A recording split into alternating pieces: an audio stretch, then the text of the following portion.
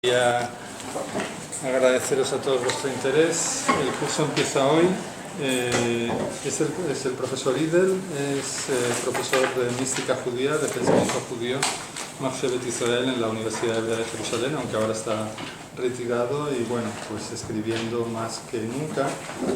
Ya habéis tenido una presentación de él, de un poco de su biografía y de su obra fundamental a partir de del folleto que repartimos y donde está la información sobre la inscripción. Y simplemente nada, que aquí estamos a vuestra disposición. Hoy empieza el curso. Si a lo largo de estos días tenéis alguna pregunta o alguno está interesado en hablar con él, pues ya o me lo decís o habláis directamente con él. Y bueno, sin más, pues vamos a empezar ya, porque ya son las 3:30 y estamos puntuales. Lo que sí os pediría es que por favor vengáis con puntualidad todos los días. Sabéis que el último día, la última sesión, es decir, esta semana va a haber clases el martes y el jueves. La semana que viene las clases serán martes, miércoles y jueves, pero el jueves va a ser a diferente hora y probablemente será en el Centro Sephará de Israel, porque será una clase abierta al público en general como conferencia. La clase también es en inglés, todas las clases van a ser en inglés. Y lo que os pediría es que si hay alguna cosa que no entendéis en un momento determinado, simplemente levantéis la mano y preguntéis, ¿no? que estéis activos, ¿no? Sobre todo. Y bueno, pues supongo que algunos tendrán mejor o mayor conocimiento o no del tema. Espero que hayáis hecho ya los deberes y vengáis ya con las lecturas hechas, o por lo menos con algunas. Y bueno, pues nada, para mí es un placer tener al profesor Idel aquí. Yo estudié con él en el año 92 en Jerusalén.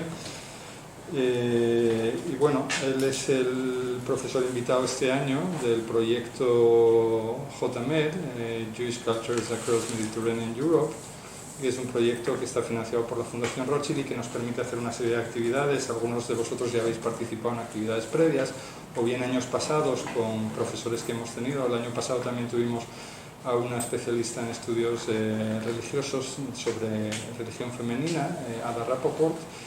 Otros habéis estado en algún seminario que tuvimos ahorita. Better less than more. So, the other question is, to what extent are you coming here in order to have some form of inspiration from Kabbalah?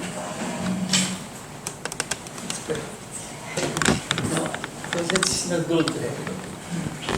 So what I'm going to do here is to discuss a variety of forms of Kabbalah in Castile, from the beginning of Kabbalah in Castile, I don't know exactly when, but something like 1250, 60, to the end of the presence of Jews in Castile in 1492. I would like to discuss in the beginning two terms. First, variety. Second one, Castile. Variety means there is no one Kabbalah in Castile. From the very beginning, there are different forms of Kabbalah. Not only in Castile, almost everywhere. There's nothing like Kabbalah. There's nothing like philosophy, nothing like literature, nothing like magic. So what's in Kabbalah is a variety of schools. More or less similar, but not identical. And in order to understand, you must understand each school in itself, or each Kabbalist in himself. And not to believe there is one organizing concept. Tomorrow I shall give you an example, which is found here, which I didn't choose this. It was done by Professor Castaño. But it's a very good illustration of what I would like to do. You'll see on the same page, in the same manuscript, two different visions of the spirit, which can be multiplied by 100. So even something like that, which is conceived to be the organizing concept of Kabbalah, was not so organizing in the Kabbalists themselves, even on the same page of one Kabbalistic. So that's why variety is a very, very important concept. concept, and I shall try to exemplify the importance of variety. The other thing is Castile. Castile is a place that you know. However, more than it was a place, it was a meeting point, which means that a variety of different people came from outside and created in Castile. That has to do with variety. Meaning very few Kabbalists were born here, also died here, and studied only here. The point that I would like to do today is to show that a lot of Jews came from a variety of different places. And that created the Renaissance of Kabbalah here, which is parallel to the Renaissance of Alfonso Sabio. Renaissance is not a matter that happens in a certain place, but it needs triggers. And triggers, in many cases, come from outside. For example, the most important form of Renaissance we know is the Italian Renaissance. But the Italian Renaissance is not exactly Italian, because a lot of books written in Greece, in Greek, arrived to Firenze, were translated in Latin and commented. But without those books, there is no Italian Renaissance. So those books for sure were not written in Firenze. No one of the most important books translated by Marsilio Ficino and others were written elsewhere. So also what is called the Italian Renaissance, people believe that happened in Firenze, actually the locale was important. But it was a meeting point. In a moment I shall try to give you the example of Firenze, and then I shall move to Castile.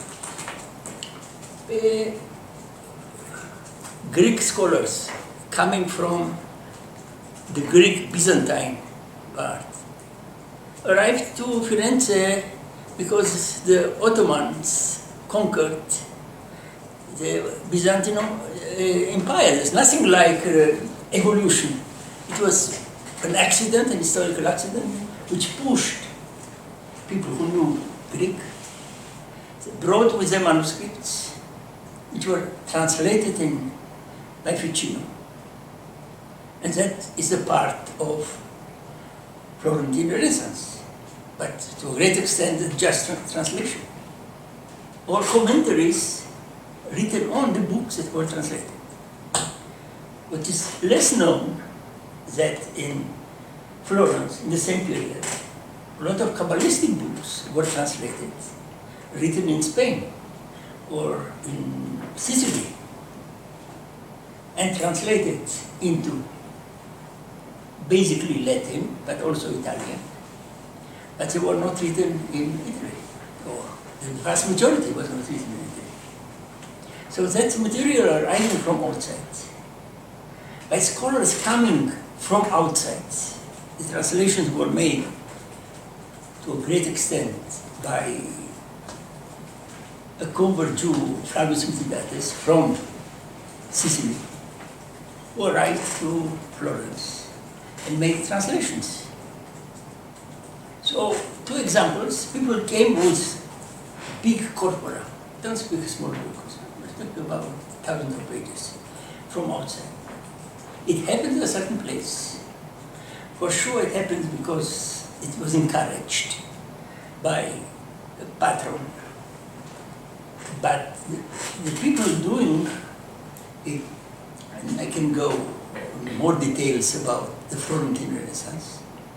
So from Spain you have Kabbalistic literature, and also some Kabbalistic literature coming from Sicily. From East you have the Greek literature.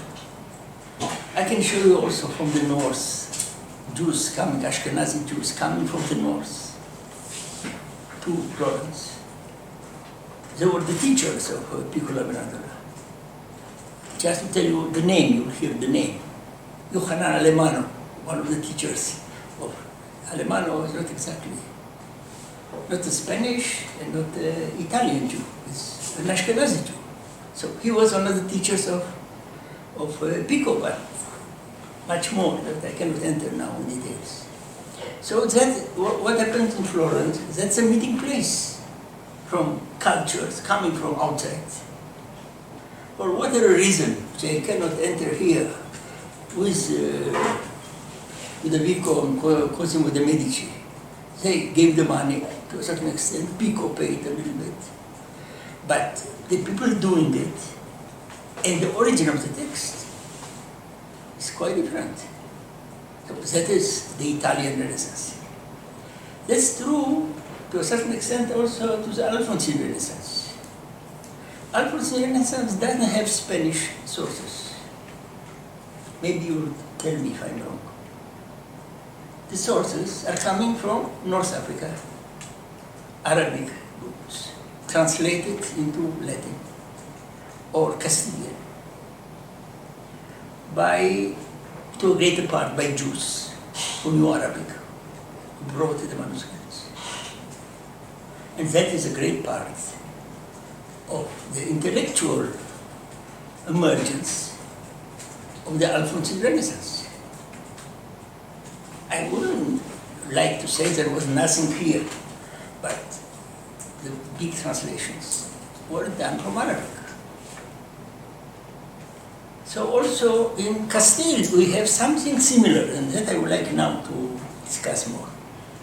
People arriving from a variety of places with different cultures are arriving for sure to, sometimes they are speaking about the king, we assume that to Toledo. I would like to show you today this phenomenon. First, before 1250, we cannot speak about Kabbalah in Castile, with one exception which is not so sure is an exception. There is a letter written by a Kabbalist from around 1240, named Rabbi Azriel of Gerona, or Girona, I would like to put it, who wrote a letter to Burgos. If that is true or not, we don't know, but let's say it's true.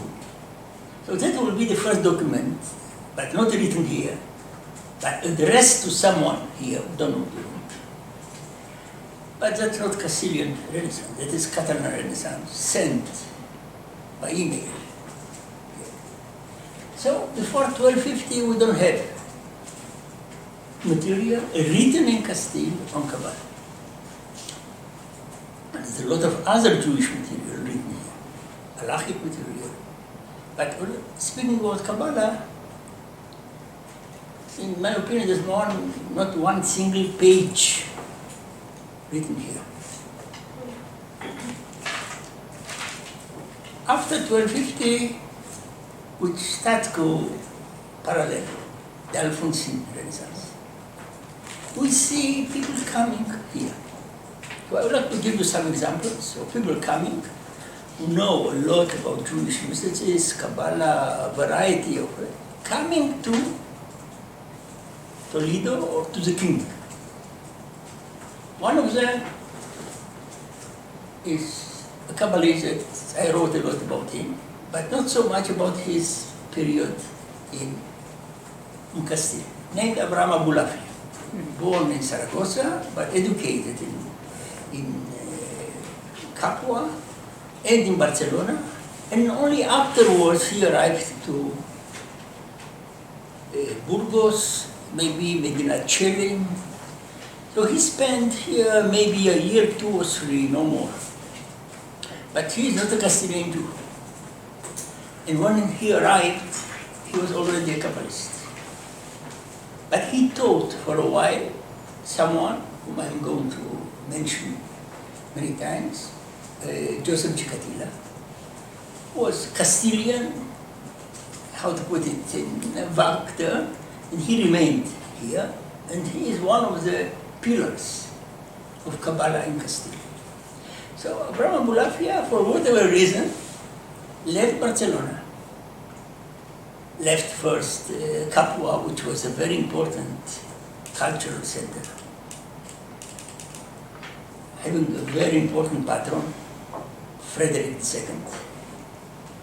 There were translations done by Jews there, etc. Came to Barcelona, which was another important center. Started to write there as a Kabbalist, and then he moved to Castile. Why did he come to Castile? He never mentioned, and I don't know why. But I assume he arrived, let's say, 1271 to Castile. I believe he was attracted by the image of the king interested in occult interior. Otherwise, there is no reason for him to come here. What is much more important, in my opinion, is a wave of Ashkenazi Jews arriving in Castile, who escaped persecutions at the 70s, 80s in Germany. Some of them left to Italy and remained to Italy up to today. Northern Italy is basically Ashkenazi Jews. Some of them arrived to Barcelona and then they left to Castile. So this is, in my opinion, a very important chapter in Spanish culture which was ignored. Not totally ignored, but by and large ignored. And I would like to speak a little bit about it. First, there was a vacuum in Castile. 1263, the most important figure here, Rabbi Jonah Gerondi, died. He was a very important figure, but he was Catalan. Gerondi, if you have the name. He moved to Toledo, but he died 1263. There was no one to replace him as a rabbi. Can you imagine something like that? You know, that's a very important culture here, but there was a vacuum.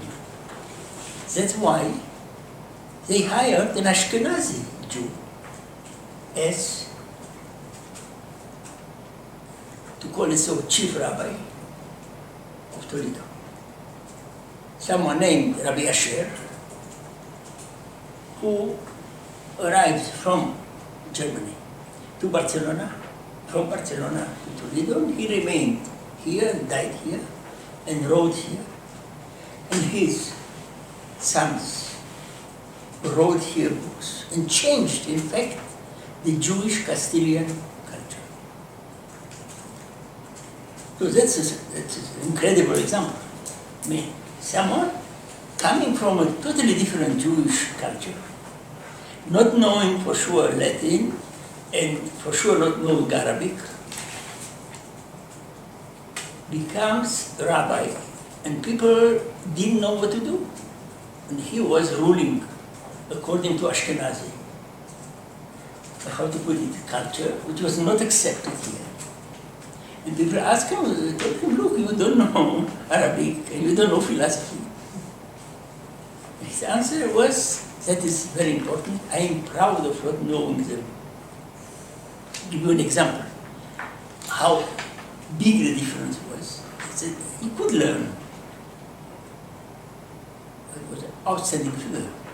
But he had another culture and didn't want to renounce to his culture. And if we read his books, Halachic books, and the books of his sons written in Toledo, you would believe they were written in Germany and not here, which is quite bizarre.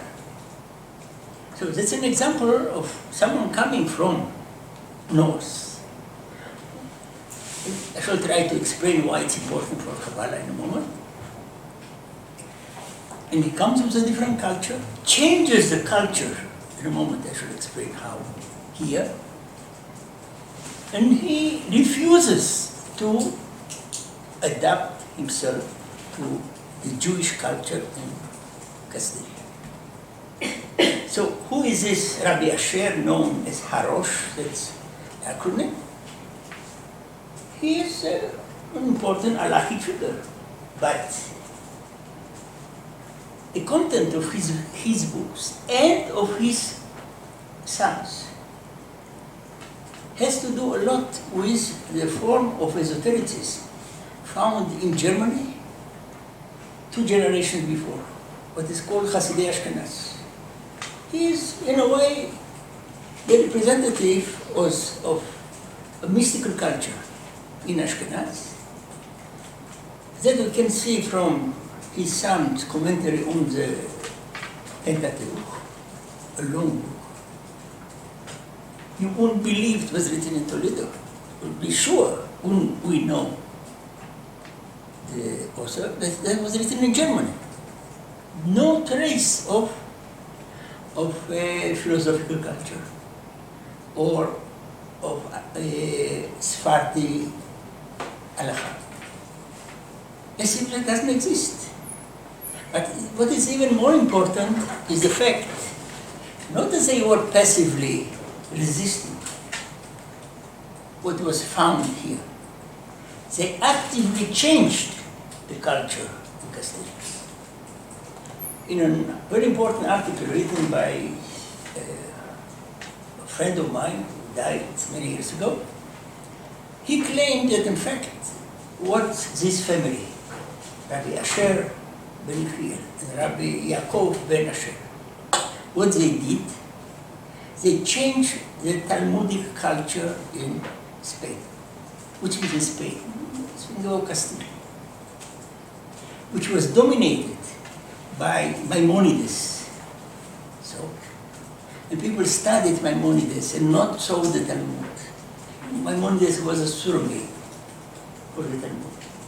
Maimonides simplified a little bit the halachic discourse. And that was studied here. Those guys are saying, what do you study? That's not Talmud, that's not serious. And halachic figures in Castile shifted their attitude.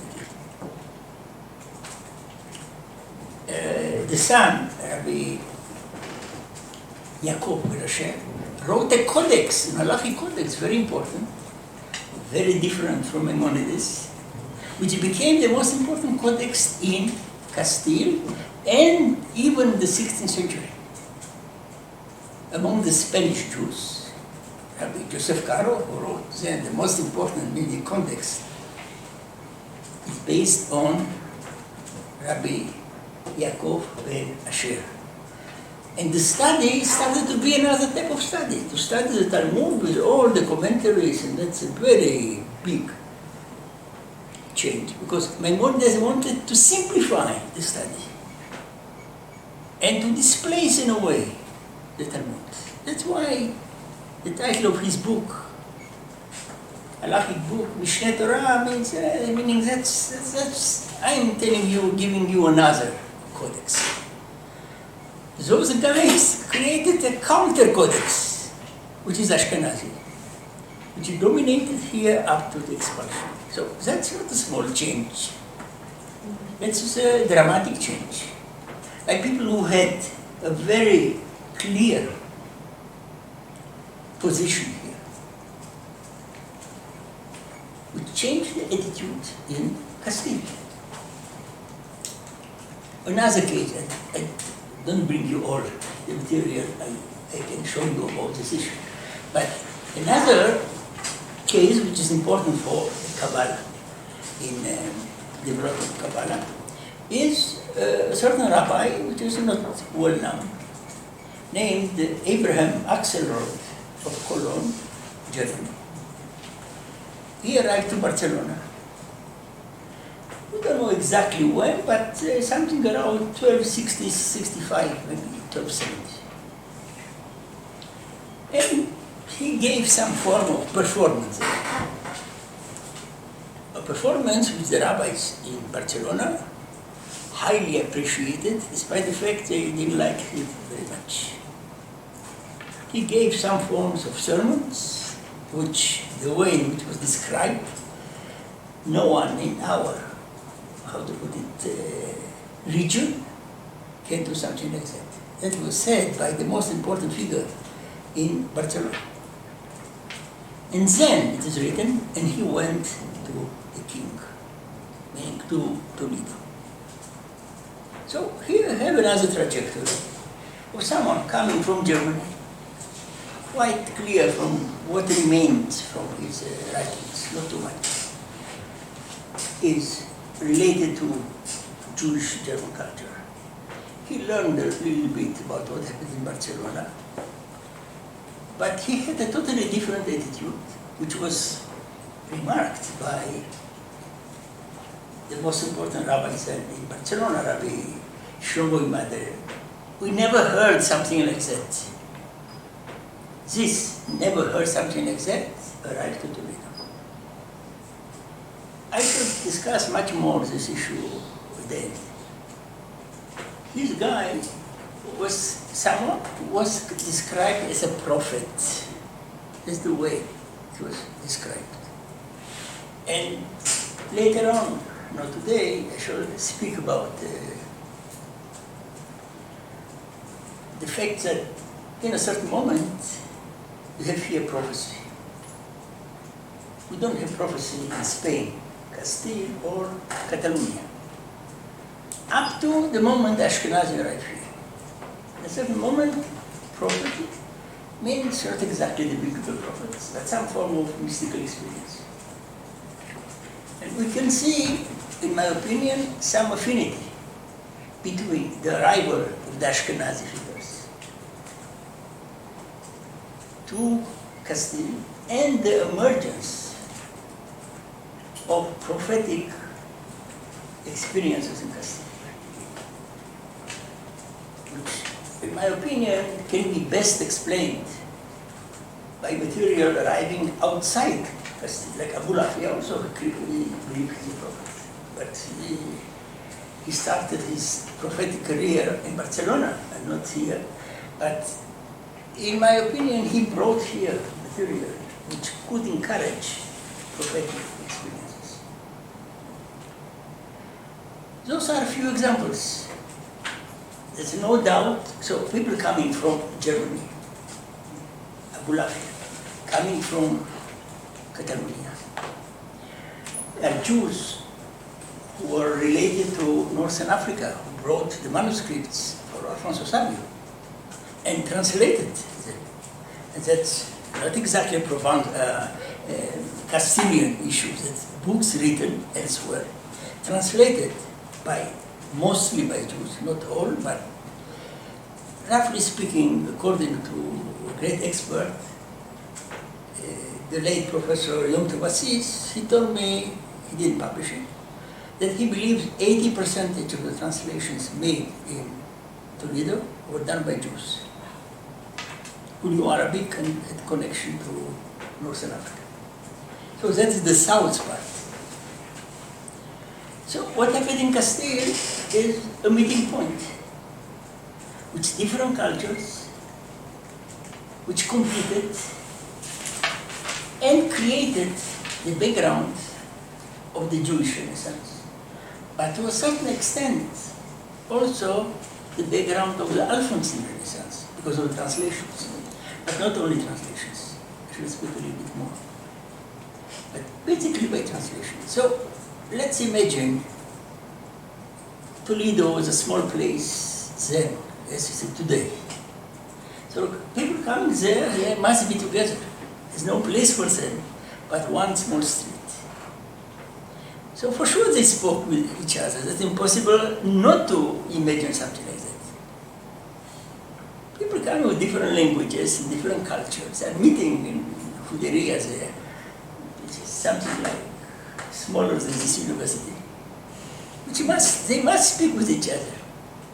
So that created the effervescence because of competition, because of tensions, because of synthesis, which didn't exist before. That may have a lot to do with the image of Alfonso Sabio, that he would like to learn occult matters. And people came here to sell their merchandise, what they knew. Abu Lafia was a Kabbalist. Axelrod was also a prophet. Meaning people came because they had the image that here there is a market for their expertise. So that is my explanation in very general terms of why Jewish culture flourished in a certain place out of the blue, because we don't have, with exceptionally big magical books, but that also I believe were translated in the second part of the 13th century. And those three things are, in my opinion, an explanation which is similar to the explanation of the Florentine Renaissance, which also had a variety of cultures coming to one small place. And then a new process of creativity started. So, is it clear? I mean, we don't have to accept. I would like only to tell me if you understood. So that's my assumption as to the reason of creativity. I don't believe there's something in the soil to lead which is creative. I believe that the interest of Alfonso was very important, as the interest of Ludovico Cosimo de' Medici in Firenze, no doubt. People must pay. In order to translate, you must have manuscripts.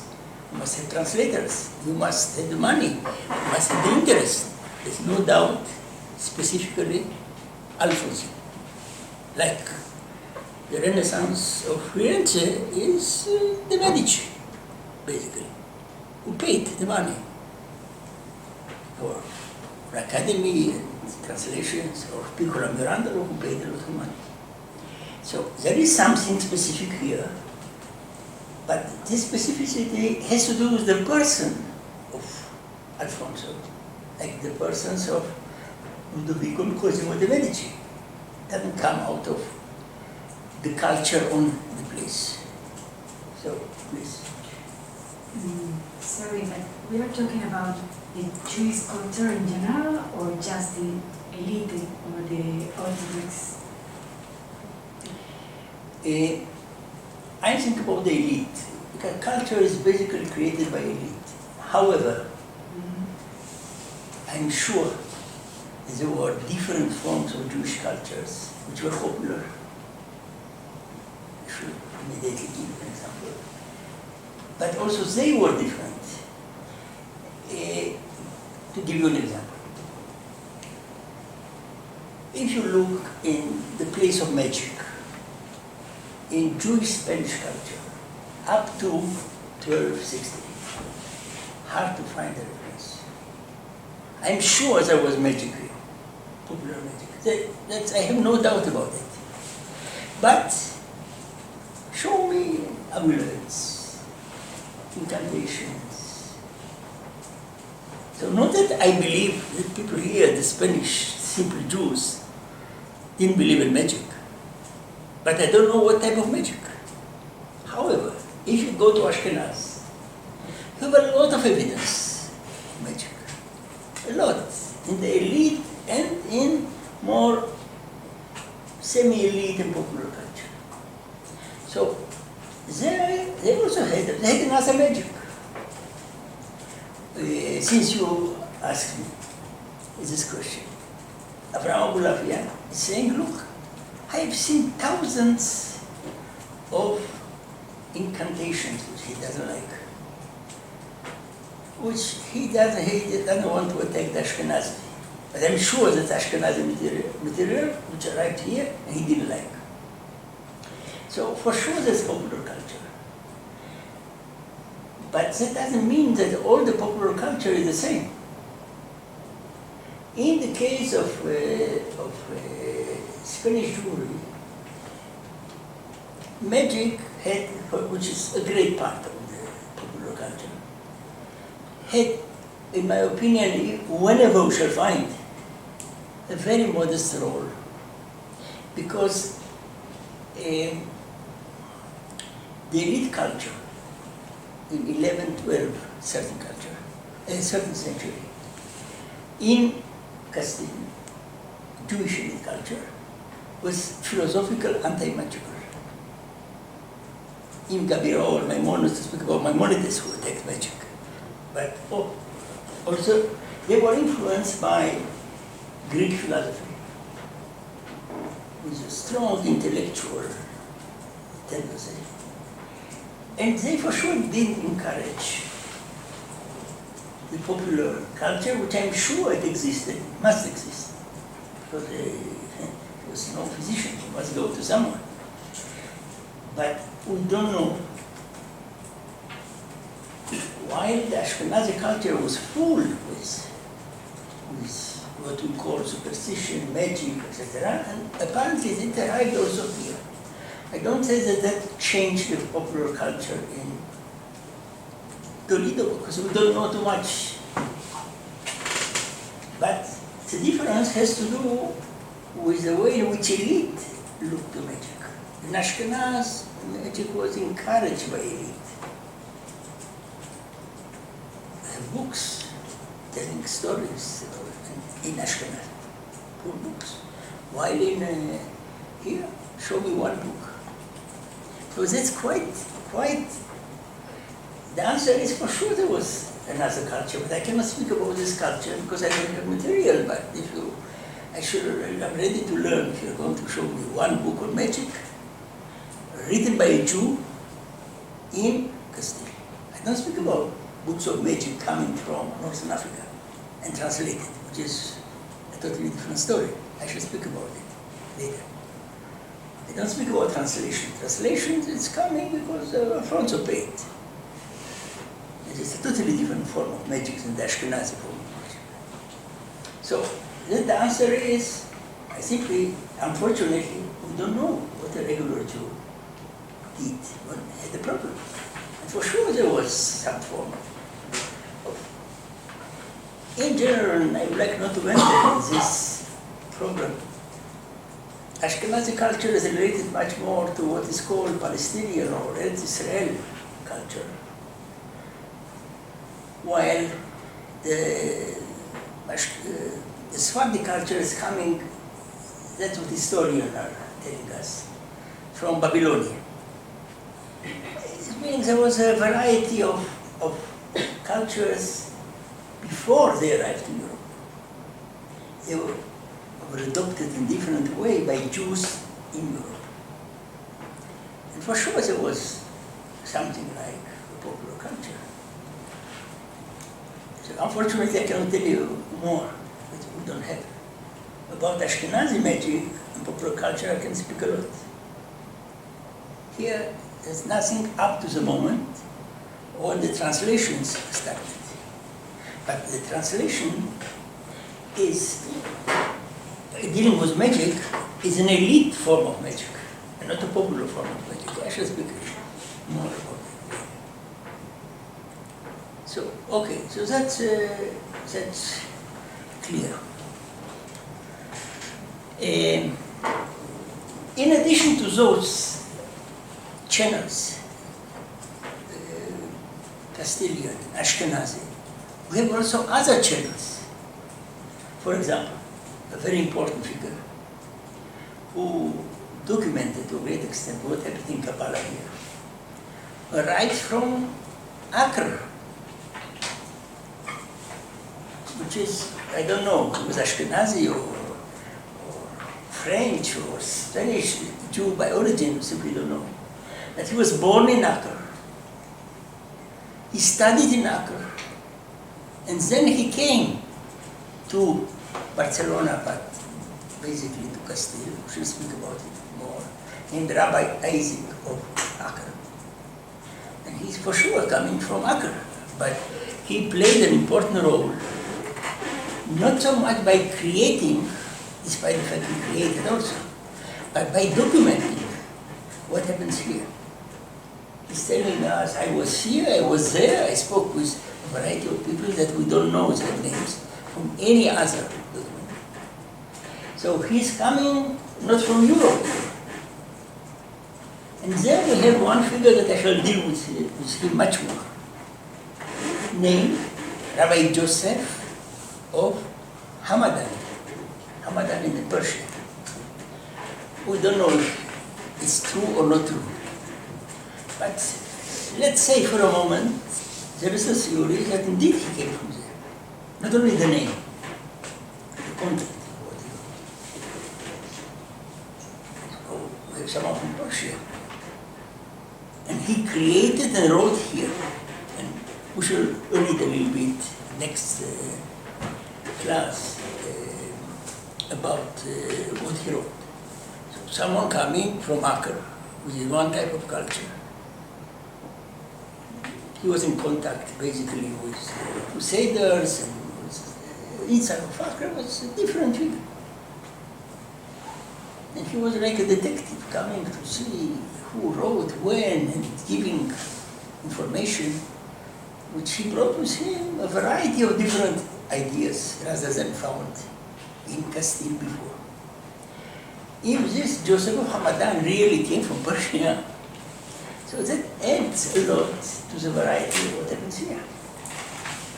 Those who were Kabbalists were not Jews in the Hebrea. We think about Kabbalists or people dealing with esoteric issues, coming from all the places of the Jewish world then, and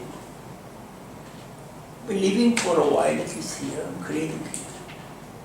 So the variety is simply incredible, which is hard to document in other place in the Jewish world. That so many different Jewish cultures encountered each other. So that's a strong statement, but I don't believe someone can show me by far a similar phenomenon in Jewish cultures. There's so many different personalities are interacting more or less. It must interact because the Jewish areas were small places, doesn't matter what. So they couldn't not interact. So that seems to me to be one of the clues for the creativity which I'm going to describe later, which cannot be understood.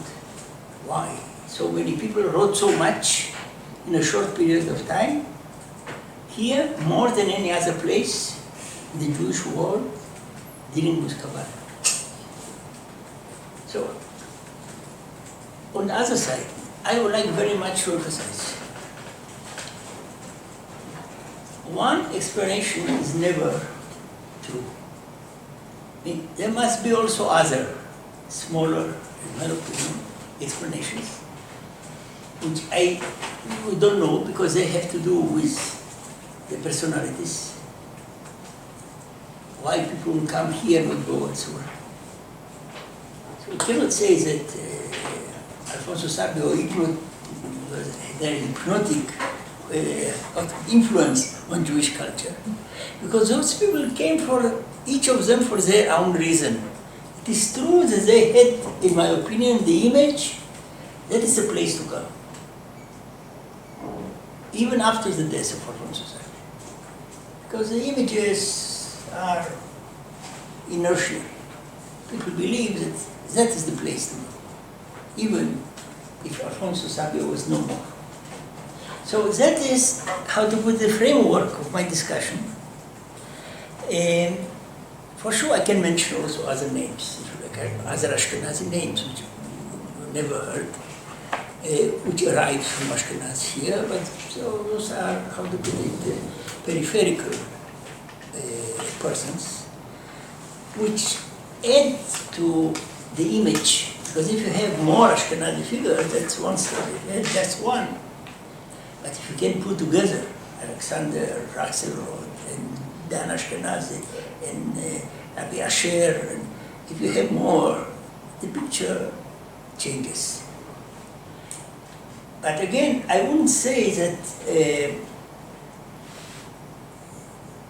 one single explanation can explain everything. But that is, in my opinion, a sufficient, even if not a single explanation, to the phenomenon of creativity in Kabbalah here.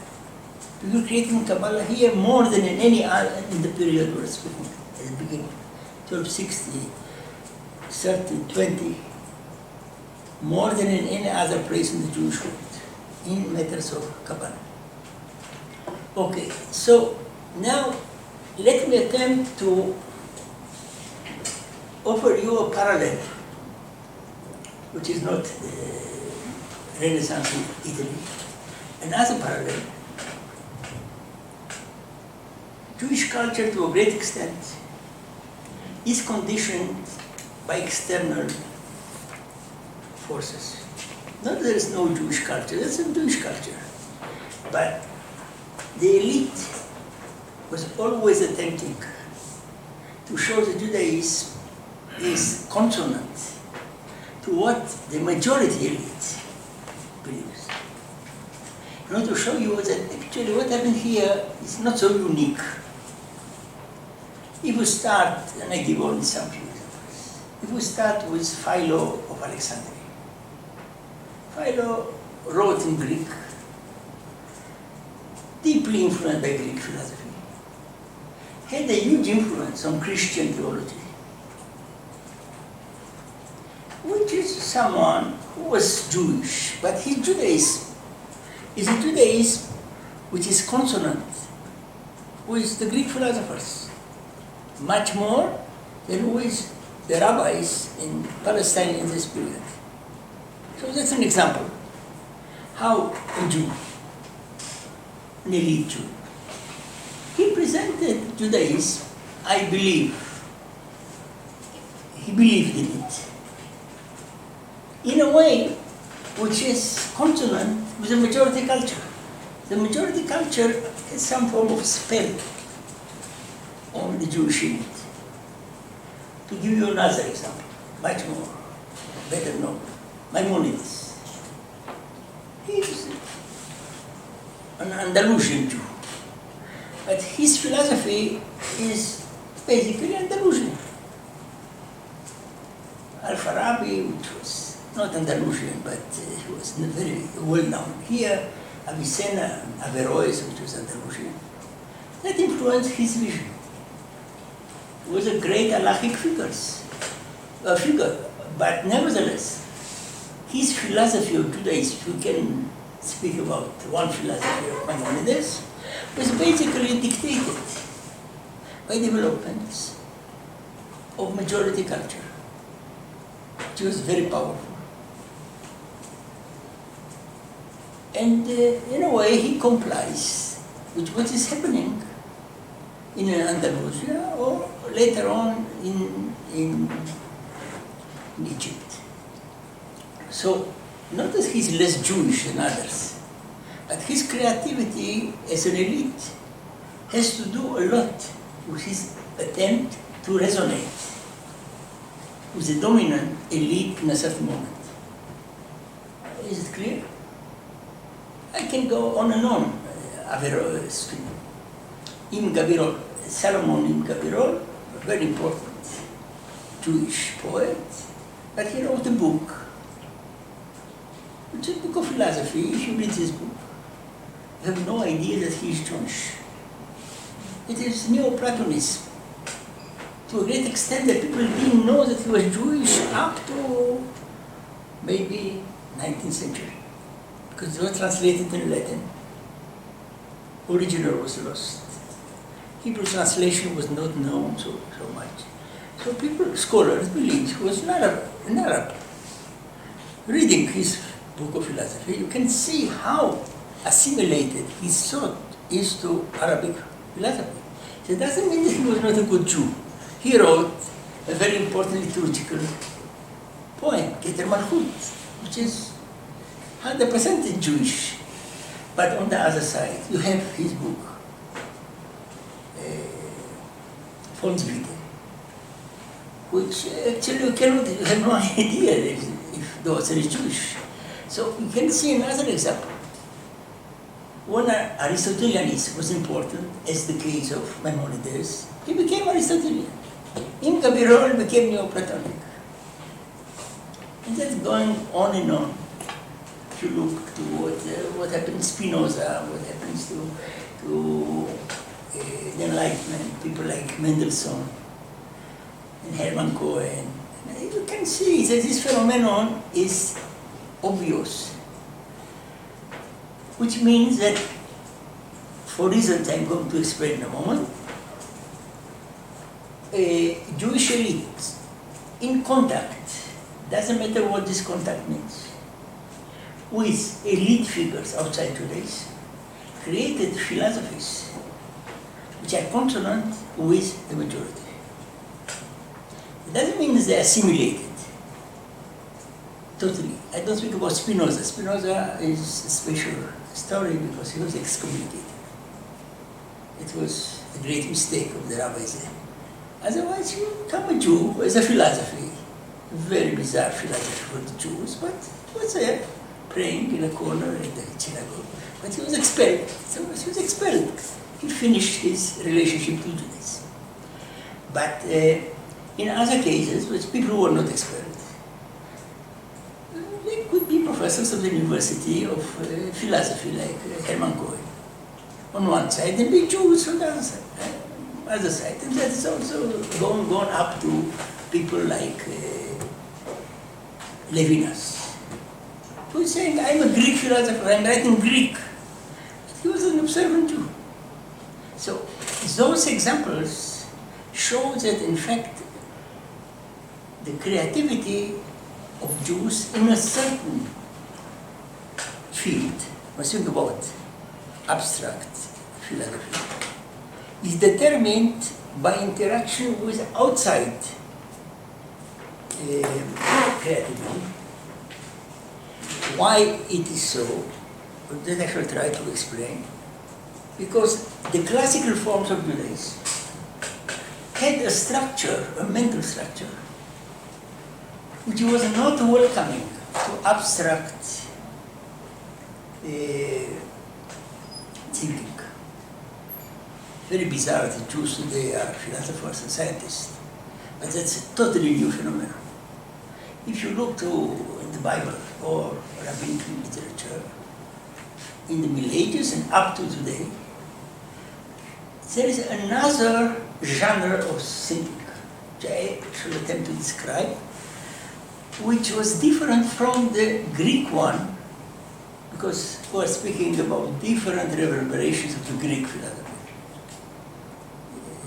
Arabs and Germans, and they are all of them reverberations of Greek philosophy.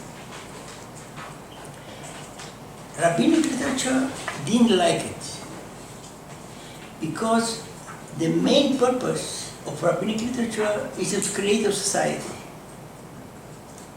not a philosophy. The rabbis, in my opinion, had an insight, a very important religious insight.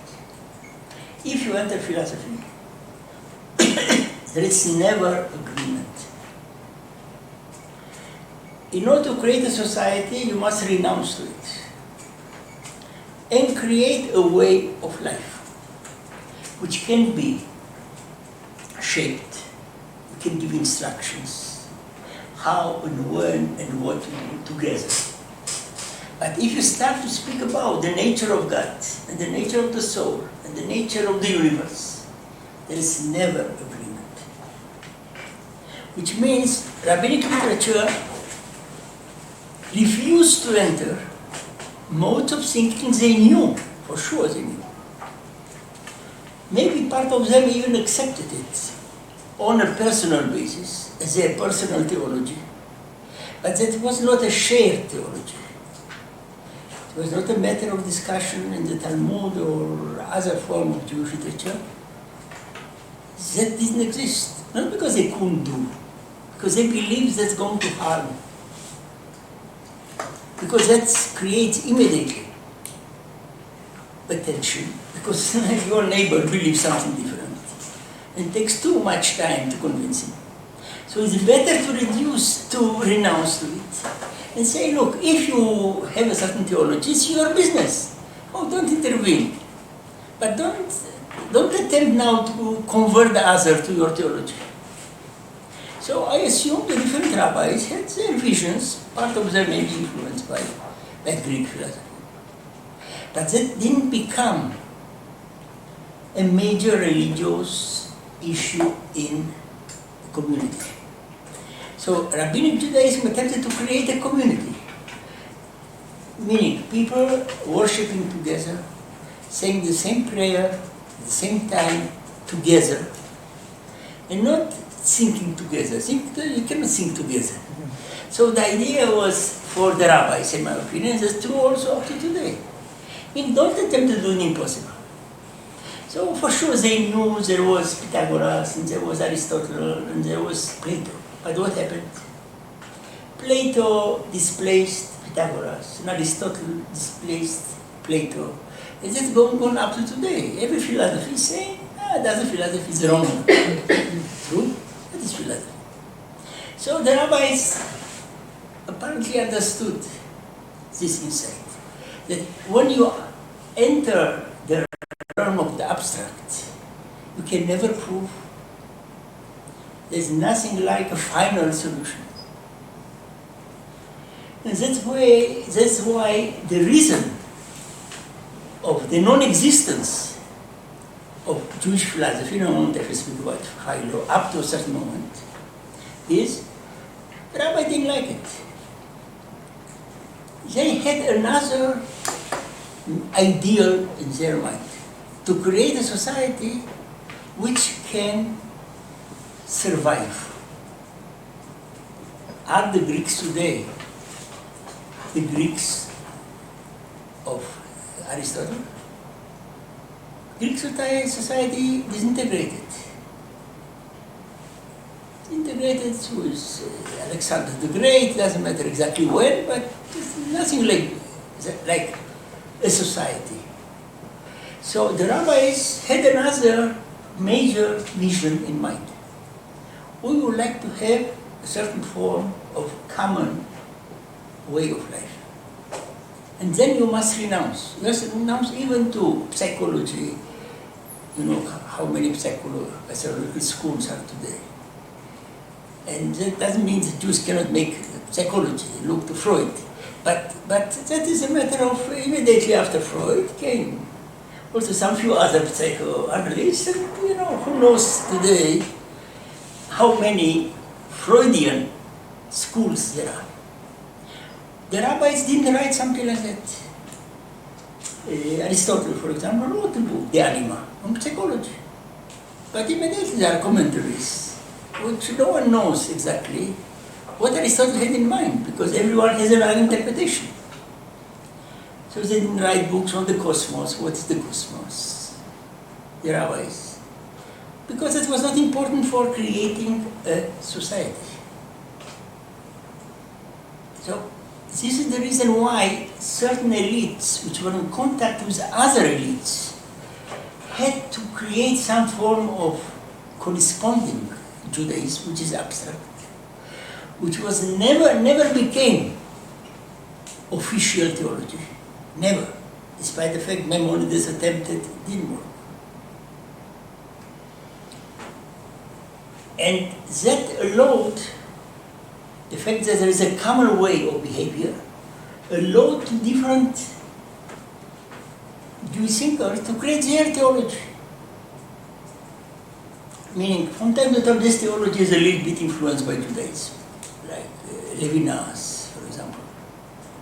Maybe Maimonides also, Philo less, Spinoza less. But the idea, and that I will going to see it in the next class, the idea was to create a modus vivendi. In my opinion, Kabbalah, to return now to our topic, Kabbalah is continuing the rabbinic effort to, not to create because it existed already, but to empower the modus vivendi of rabbinic Judaism.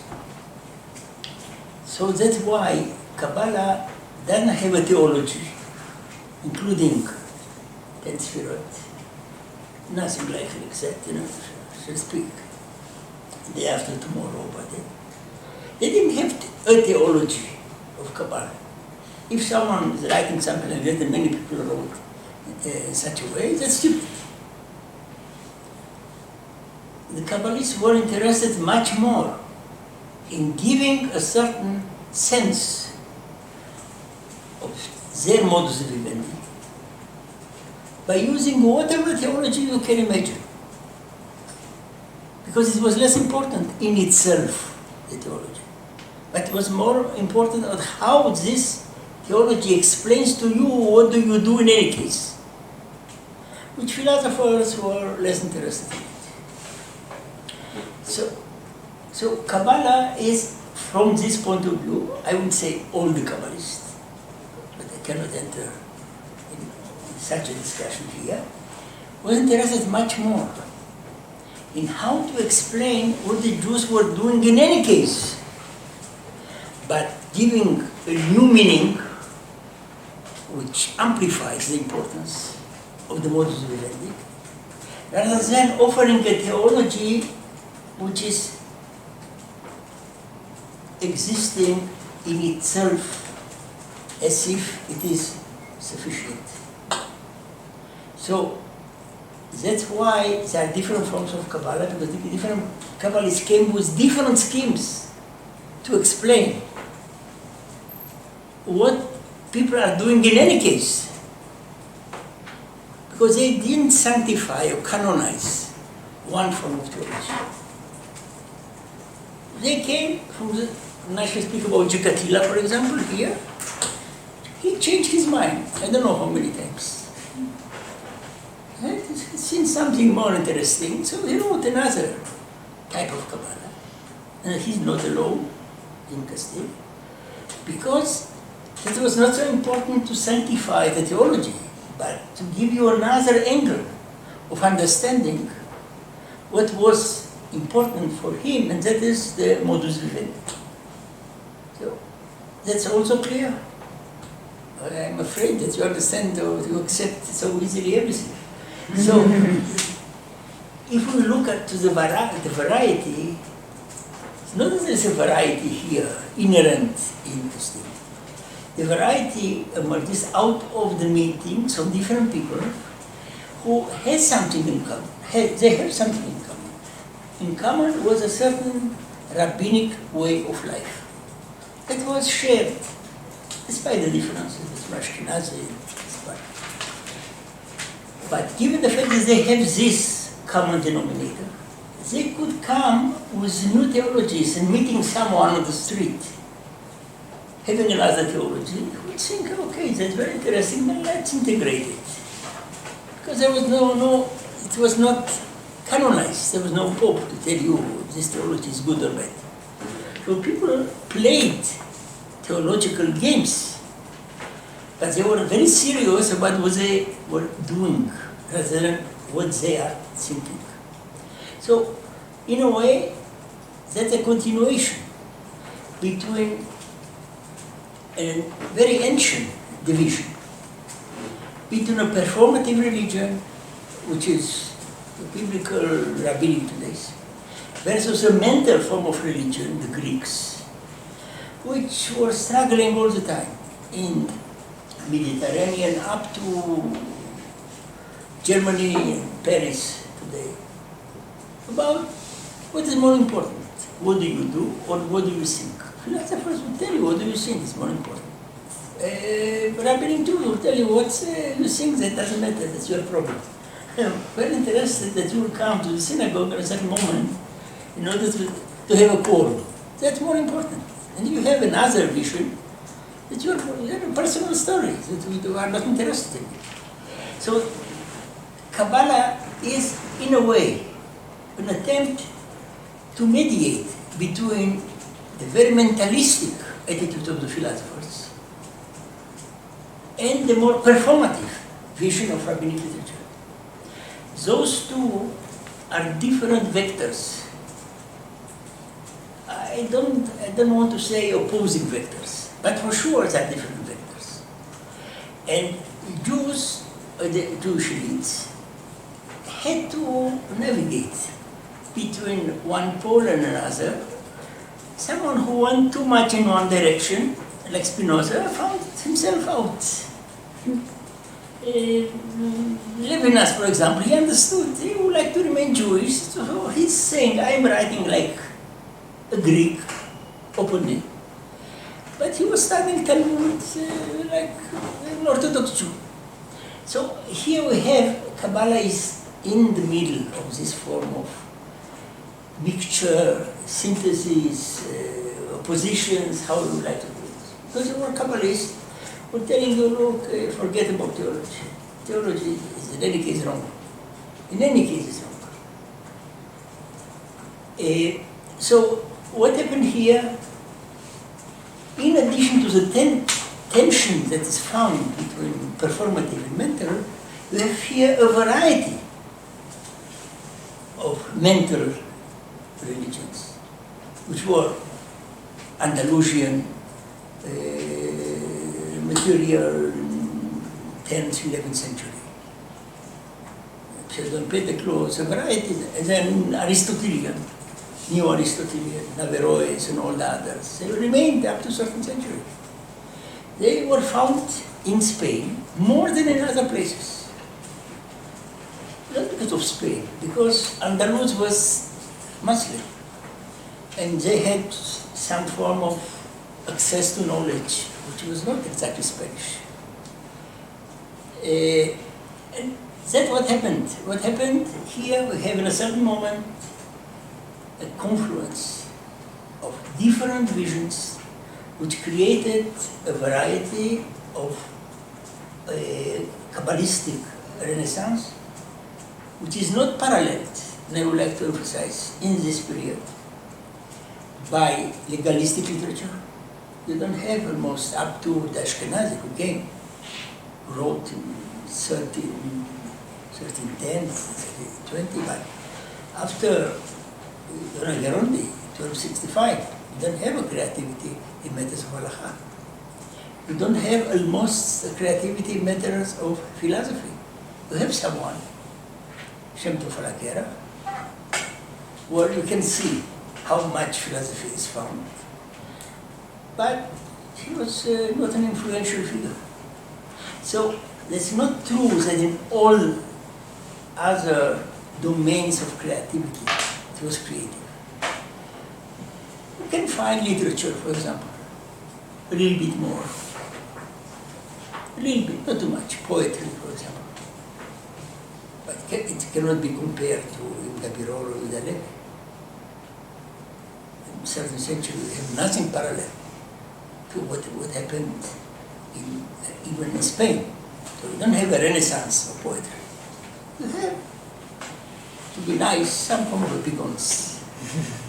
So we have a little bit belles lettres, but that's not exactly Jewish, because the translation from Arabic and basically coming from India.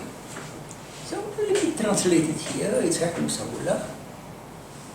Not too much, and for sure it's not creative. So the Renaissance here is basically a Kabbalistic Renaissance, which doesn't, how to put it, doesn't have correspondence in other forms of creativity in Jewish Castile in this period. So, we have some question, or we can bring one more argument. Yes. We're talking of Renaissance. Yes. So Renaissance means that there was something before Yes. Yes. Kabbalah, Yes. before this Yes. second period. So this has to do with the question Yes. of the origins of this mystical knowledge, or the origins of Kabbalah. Okay. So the first evidence we have in Renaissance Kabbalah, which starts Segovia, let's say. Let's speak more about it. They are speaking, those texts are speaking about Kabbalists. Some of their claims that came from Ashkenaz, for example. Some of them invented sources, which we cannot show. But the most important invention is the book of the Zohar. They claim there was a book in the past. to a great extent. In the last lecture, she spoke about the book of the Zohar, which they claimed was written more than 1,000 years before. And they emerged here, which is an example of Renaissance. So it was forged here, and falsified. It doesn't matter, that's another story. But their, how to put it, conception was, yes, an ancient book, unknown before, for 1,000 years unknown, is found now in Guadalajara, in Avila, and people are copying it and reading with it, and that's Renaissance. But beforehand, in the writings of Rabbi Jacob and Isaac Cohen, they are mentioning, as the Kabbalists are saying, they don't say what Kabbalist. It doesn't matter if it's true or not true. They have the feeling that they have a knowledge. And I shall speak later, when dealing with the fact that there is no Kabbalah here. The first two Kabbalists we know, which are Castilian, they are saying, we visited a lot of places in France, and there we found traditions, and they claim that they are actually describing traditions which are ancient or medieval, but several hundred of years before, they found in France. So people claim there is total invention. I'm less sure that it's total invention. I don't say there's no invention, but in lecture number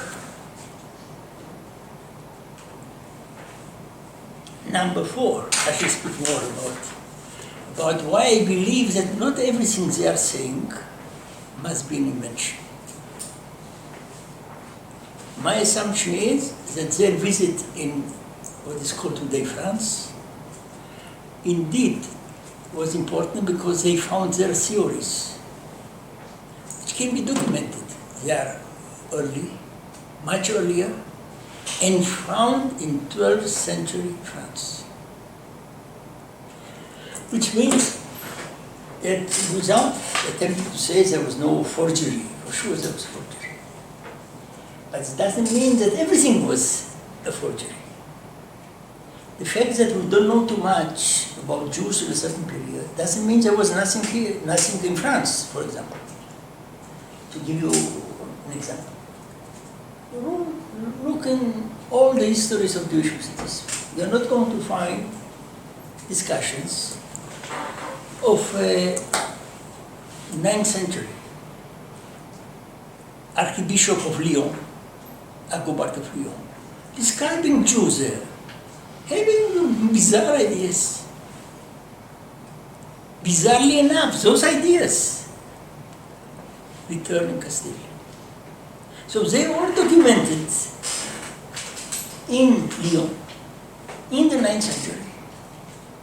And out of the blue, we have something similar in people who claim that we were in France. So, for example, so that's, the picture is not a simple one. Not everything they are saying is historical truths. On the other side, the total deniers that they actually invented everything seems to be too simplistic. Why should someone invent all those things that can be checked?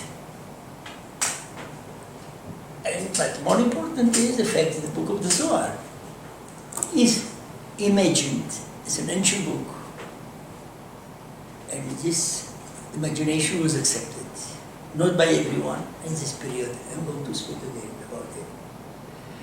But that's a major example of what I call Renaissance by capitalizing. Also, how to put it, the Florentine Renaissance. Not everything is in the Kabbalah, in the eyes of the Florentine Renaissance, is an ancient law, ancient, with, from Sinai law. Oh, the For sure not true. So here, imagination of finding an ancient book or ancient material, it gives you another vision of what you know, is part of the phenomenon I call Renaissance, also in Castile, like in Florence. Yes. I want to ask about you mentioned the not Renaissance that we will discuss of literature. In the books that are so-called translated during the 13th century, like Kalila Dimna of Ben Elazar, Kalila Dimna, Kalila Vedimna, של התרגום של יעקב. Kalila Vedimna, Kalila and Dimna. Okay. Of Yaakov Ben Elazar, which is really translated there, and also in the Ben. Yes, but these two works, which are translated then, I think that they have a lot to do with the same thing. Kalila and Dimna, like all 99% of literature, is basically translation from Arab, which is coming in part from India.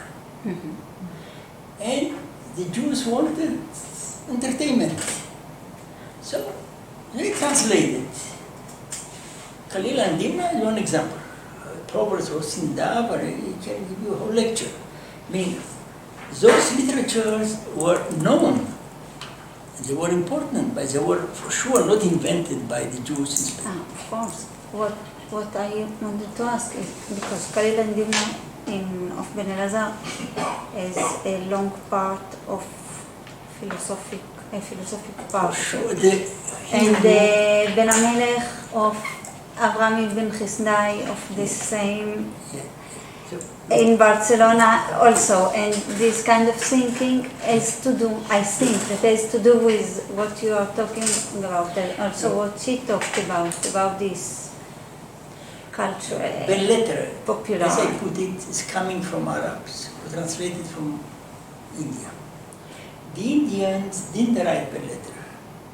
They wrote some form of literature which has a philosophical content, either Buddhistic or Hindu.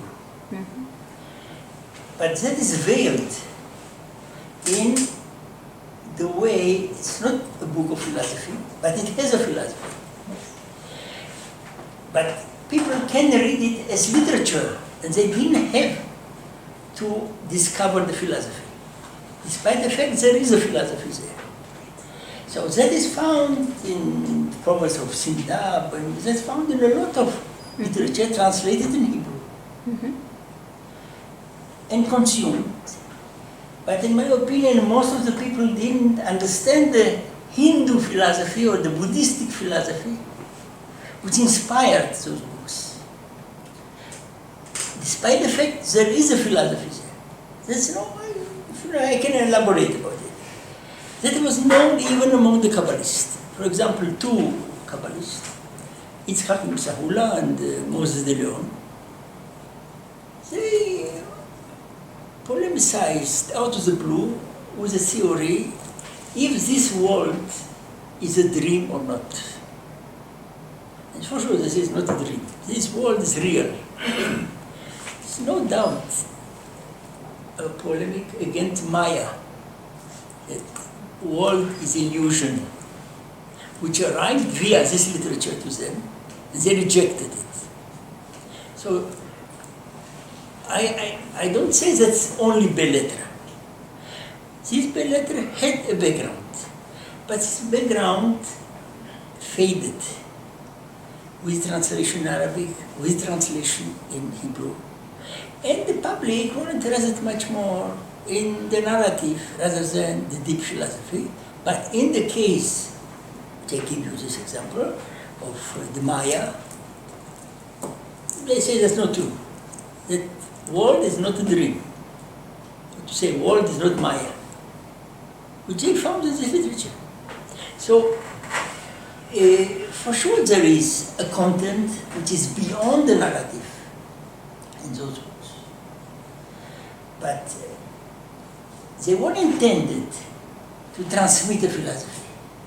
But this philosophy was diluted with a translation from Sanskrit to Pahlavi, from Pahlavi to Arabic, and from Arabic to both of these works have parts of philosophy, and they are long parts, long chapters that are just philosophy. Believe me, I read those books. In my opinion, with one exception of the introduction of Ibn Hasdai, the translator, who wrote an introduction, what is a Neoplatonic text that you know what I'm speaking about, which is purely philosophical about it, but something like a page, no more. Which, again, I can tell you more about it, but that's, you know, that's not, that Ibn Hasdai was an elite figure who knew a lot. And he inserted a certain text, which is not found in the original. And it was dealt with these historians of Arab philosophy, what's called the Greek thinker. So I see that you know.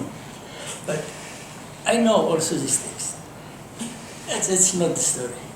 Ben Amelech Fanazir, that has nothing to do with it. That is to implant a text that has nothing to do with the literature, but it was written in, basically in Greek, and then translated in Arabic, and then a little bit translated in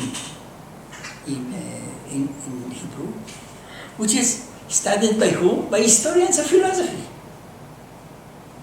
Between us, I found another text like that in Hebrew, which is unknown. Also a page with all this Neoplatonic, spatial type of Neoplatonic theology. But that is the gist of what he translates. So, again, I cannot, in 1 hour to give you, how to put it, a nuanced vision. But if you ask me questions like those, I am glad, because I can explain why I believe that this form of Beletre, which has a background in different forms of philosophies, were diluted and from time to time also rejected, because the history, the Buddhistic history about the Maya it wasn't accepted by the Jews. I can give you a lecture only about the rejection of the idea that the world is green. Found there, but not accepted. Up to 18th century. It was accepted in 18th century. But people in Spain, and then Spanish Kabbalists coming from Spain, in 16th century rejected it openly. So that's not a philosophies like Ingabirol or Maimonides. There was something like that. That was rather articulated philosophies. All the page of Ibn Hasdai was speaking about. No, I didn't claim that what they wrote was philosophy. I just wanted to ask about the relation, because as you told in the first part, Toledo was very small, and everything was very small, so I was asking about the relations, or about the possible relations and influence about the common Jews, which were exposed from one side to the halachic and the mystical powers, or thinkers or leaders, and from the other side of this literature and this popular culture. Look, I simply don't believe that regular Jews or ordinary Jews knew enough Hebrew not to read Kalil and Dimna. That's our invention. The Jews, for sure, they knew Hebrew, and everyone's there. That's an invention. Normal Jews normal Jews, couldn't read such a book. Simply they couldn't. If you like to check, you can go here and synagogue, how many Jews are able to read in Hebrew such a book. No, today. Then it was worse. So I don't want to enter now the whole story about. That's a long story, which I cannot enter. Okay.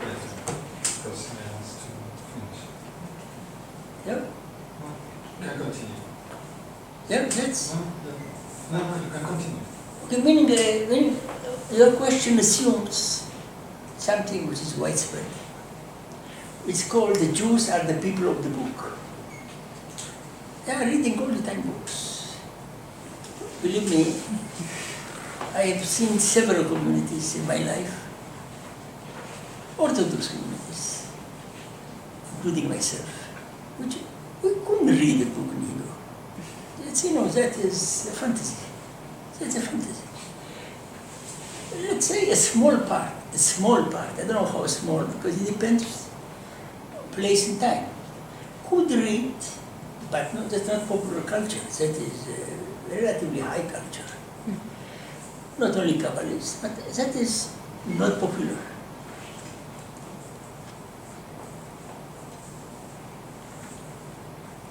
Well, the whole idea, the people of the book, that is a Muslim idea.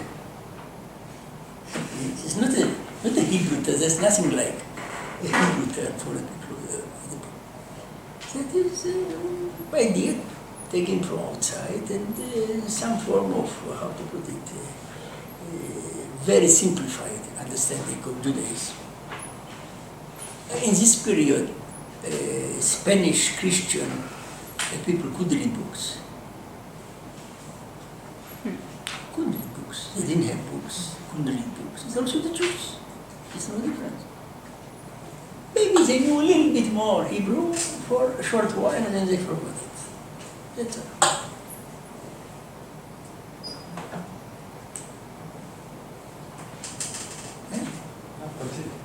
Okay, if you have questions, no, I can go to another topic, but it's look. So, since we have time more, I would like to speak about several areas in which Castile Kabbalah differs from other forms of Kabbalah. First, what we shall see next class. There's a strong tendency to mythology, which is not found in early Kabbalah, in Catalonia or in Provence, meaning myths, ancient and new myths, are coming to the forefront of Kabbalah. So if you look to books written in Provence on Kabbalah and in Catalonia, you can see a very slim form of Kabbalah, meaning interpretations of some text, Bible, Talmudic legends, Sefer Yetzirah, what they call lexical interpretations of the book. You explain it according to the 10 Sefirot. But they didn't develop a mythology. What is mythology? More I shall speak next time. But that's one difference that is hard to find in Kabbalah in Provence and Catalonia, hard to find in Kabbalah of Abulafia, this fascination with mythology. Which means not only inventing mythology, but also reviving mythological themes found beforehand in Judaism. And now, out of the blue, not always we know how, then they became much more evident. So that is not totally new, but in comparison to other forms of Kabbalah, much more powerful.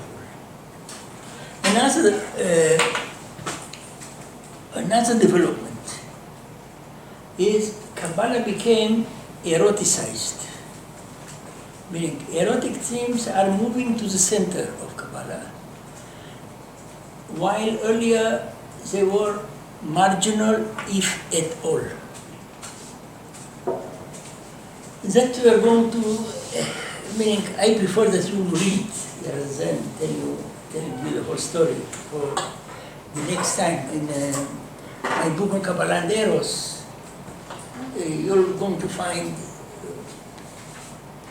an incredible mythology, which is hard to believe that I'm going to something like that about God and his concubine, which is, how to put it, even today is a little bit shocking when you say something like that. But it cannot be found earlier in Kabbalah, and here is not someone wrote something. It became rather central. It's so shocking when I discovered the first text.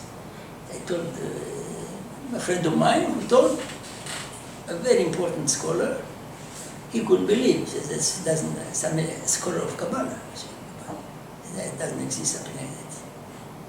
I mean, the surfacing and the elaboration of strong mythologies is very evident in Kabbalah.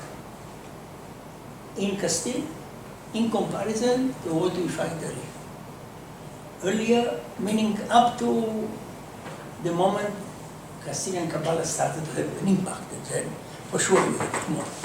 But this erotic element is, without doubt, a very, very strong part of not all Castilian Kabbalah, but in many forms of Castilian Kabbalah. And then I prefer not to speak about it because you can read it in Spanish.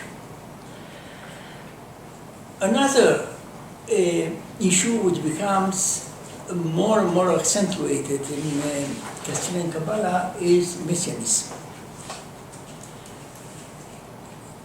Catalan and Provençal Kabbalah are not Messianic. For sure you can find the term Messiah here and there, that's no doubt. But it's not Messianic in the way it is found in Castile. Abulafia believed that he's the Messiah, for example. But his Messianism differs dramatically from the eschatological, apocalyptic, national Messianism that developed in Kabbalah and the Book of the Zohar, for example. So that is something new in Castile. So again, when I say new, it covers the moving of marginal topics to the center. New doesn't mean that everything was invented. But if you give a spatial focus to it, which is not found earlier, that's for me called new. Topics that I'm going to discuss later on, like angelology and demonology, are marginal in earlier forms of Kabbalah. I don't say in Judaism, but in earlier forms of Kabbalah. And they are accentuated in Castilian Kabbalah. Again, not everything is invented, because angelology and demonology was found in Judaism who knows how many thousands of years before. But they were on the margin of elite literatures in Judaism, including Kabbalah, before Castile. In Castile, they occupy a very, very important place, which cannot be compared to other forms of Kabbalah beforehand. So, these also are examples, another topic, magic become more and more important. But as I told you, magic was not important in earlier forms of Sephardi Jewry. Not because there was no magic, simply we don't know. The fact that you don't know means that it was not considered to be elite. However, at a certain moment, magic became very, very important. It may have something to do with the place of magic in Alfonso and the books of magic translated for Alfonso. In a moment I will tell you why. But it's quite evident that we have a new interest in magic. Part of it even translated from Arabic, like Picatrix, translated in Hebrew. Not a full translation, but it's relatively long. In fact, two translations in Hebrew, which for sure has to do with the Alfonsian Renaissance. But that doesn't mean that it came from Alfonso, because the books translators who translated Picatrix could translate it in Hebrew also. But the resonance between the two are quite fascinating. So that entered Kabbalah maybe by Jews who translated. We have translations, but the whole story of how that changed Kabbalah and that changed Kabbalah, I should deal with later on a little bit. So again, I cannot do it in detail, but for sure Kabbalah is transformed after Castilian Kabbalah into a much more magical type of law than it was before. Before, either we don't have at all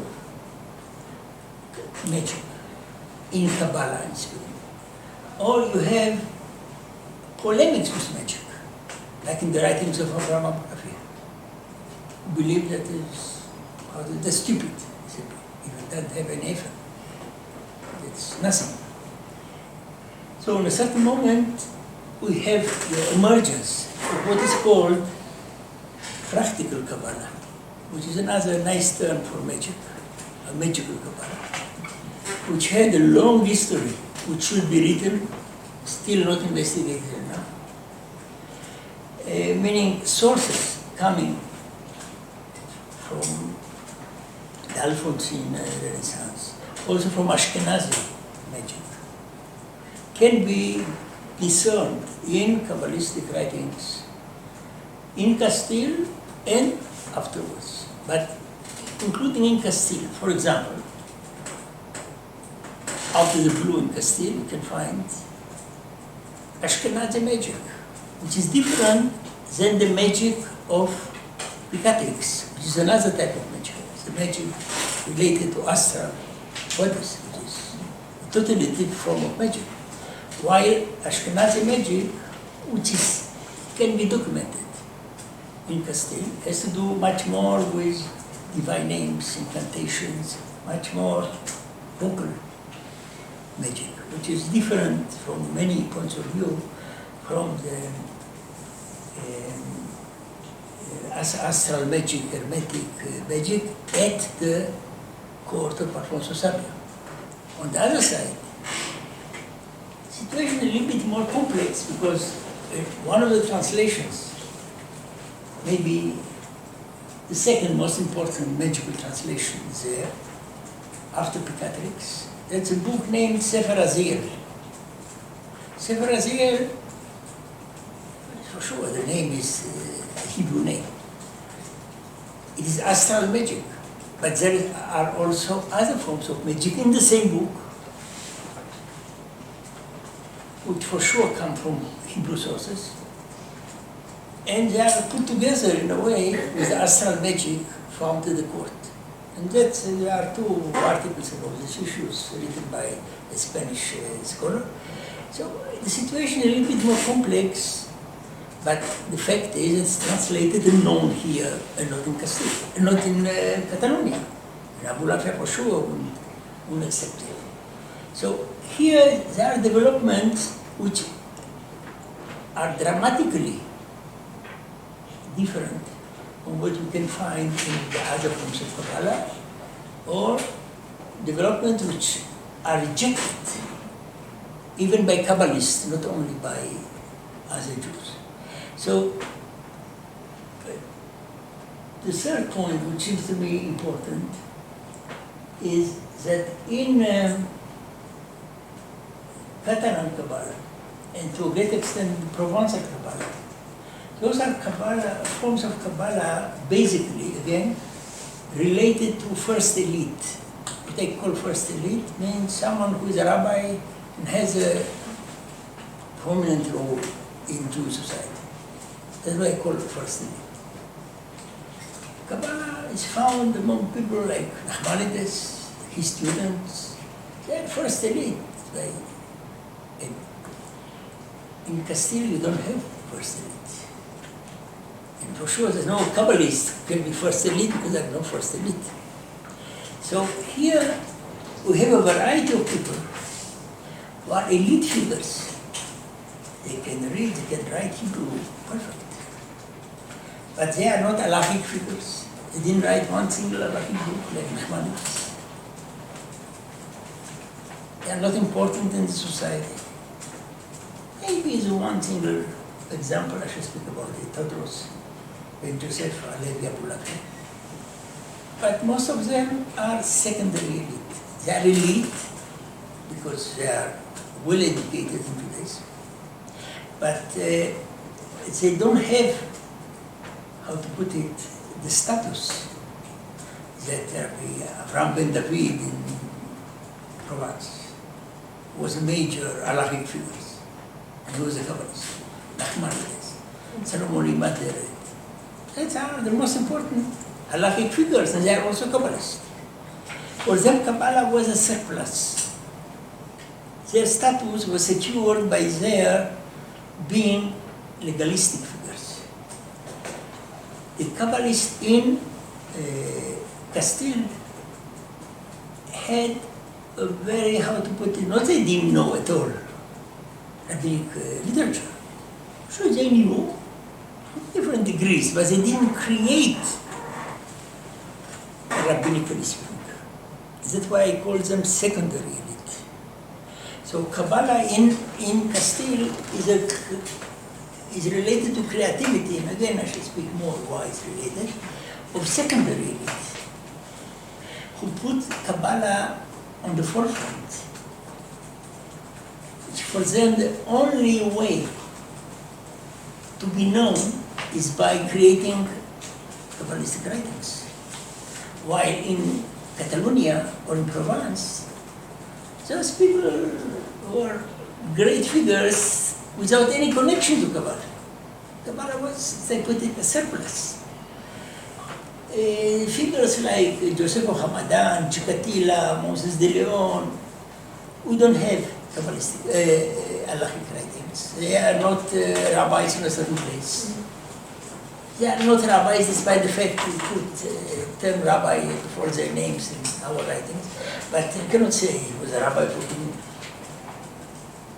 That is very, very important because that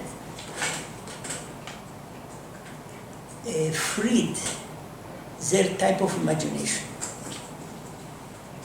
Means they were not confined by the legalistic writings. They had to excel by writing Kabbalistic books, because it was the only way to have a certain status in the society. So from this point of view, they were more imaginative and creative rather than the Kabbalah in Provence and in Catalonia. So that's a very important development, which again I should speak about it, because those people, Jacob Cohen, Moses of Burgos, Moses de Leon, don't have one page. Chikatila wrote something, but it's cannot be compared to Nachmanides, by far cannot be compared. So this is a Kabbalah of a secondary elite, which is in a way exploiting Kabbalah as having a status. While the other Kabbalists, Abraham Abulaf is an exception from many points of view. Other Kabbalists, up to today, are rabbis who know also Kabbalah, but they were first and foremost rabbis. While in Castile, you don't have such a figure. Even Rabbi Asher, that I mentioned here, was not a Kabbalist. He was a major figure coming from Ashkenaz, knowing esoteric Judaism from Ashkenaz, but not Kabbalist. Also his son, already maybe born in Toledo, for sure created in Toledo. He didn't become a Kabbalist. He became an halachic figure. So here we have a development which is terribly important from the point of view of creativity, that another layer of Jewish, how to put it, elite, had to create a field of their own. And they could change their mind, develop, argue with other Kabbalists about it. While in other forms of Kabbalah, you don't argue about it. That is Kabbalah, you received it, and you accepted it, and that's all. We don't know names. Who were the teachers of Moses the law? No one single name. They don't mention their fathers as educating them. You don't know in what yeshiva they studied. They are self-made persons, which differs dramatically from Nachmanides and Adret or Rabat, who are major figures who wrote most important halachic books. And their Kabbalah is marginal. While here, the creativity of Kabbalah is the major focus of those people.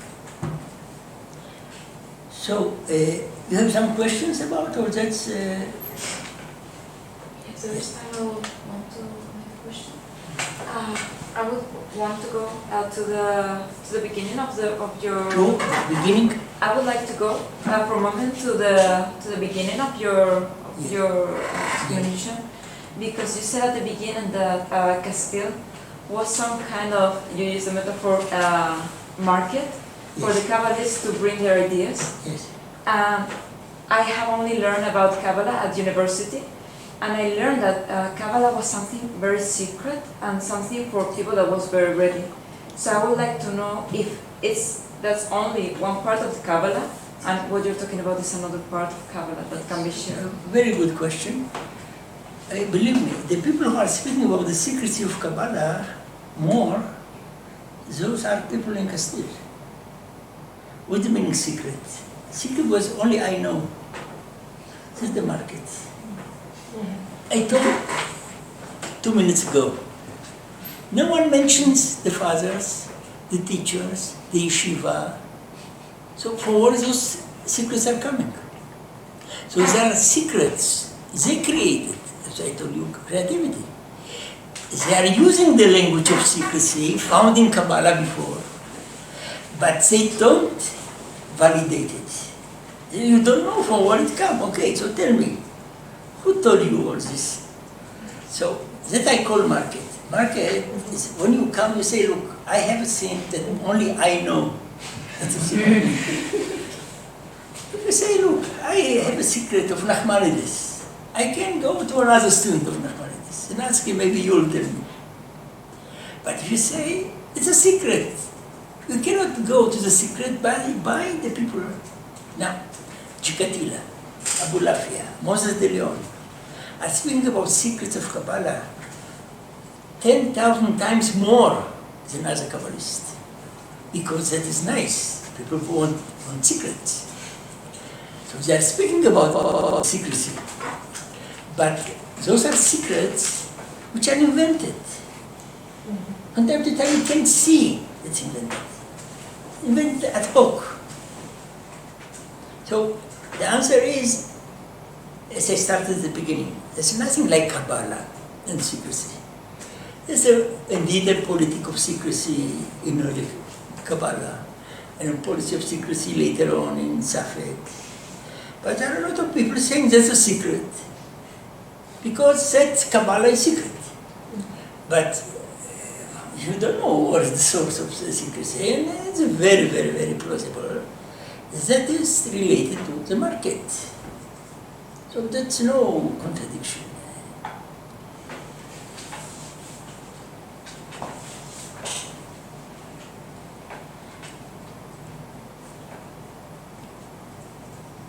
If you understood up to here, that's very nice. So you see, what I attempt to do, that's why I asked at the beginning who studied Kabbalah. What I attempt to do is actually to subvert the idea there was a Kabbalah. So a variety of Kabbalistic views. We change with time and with place.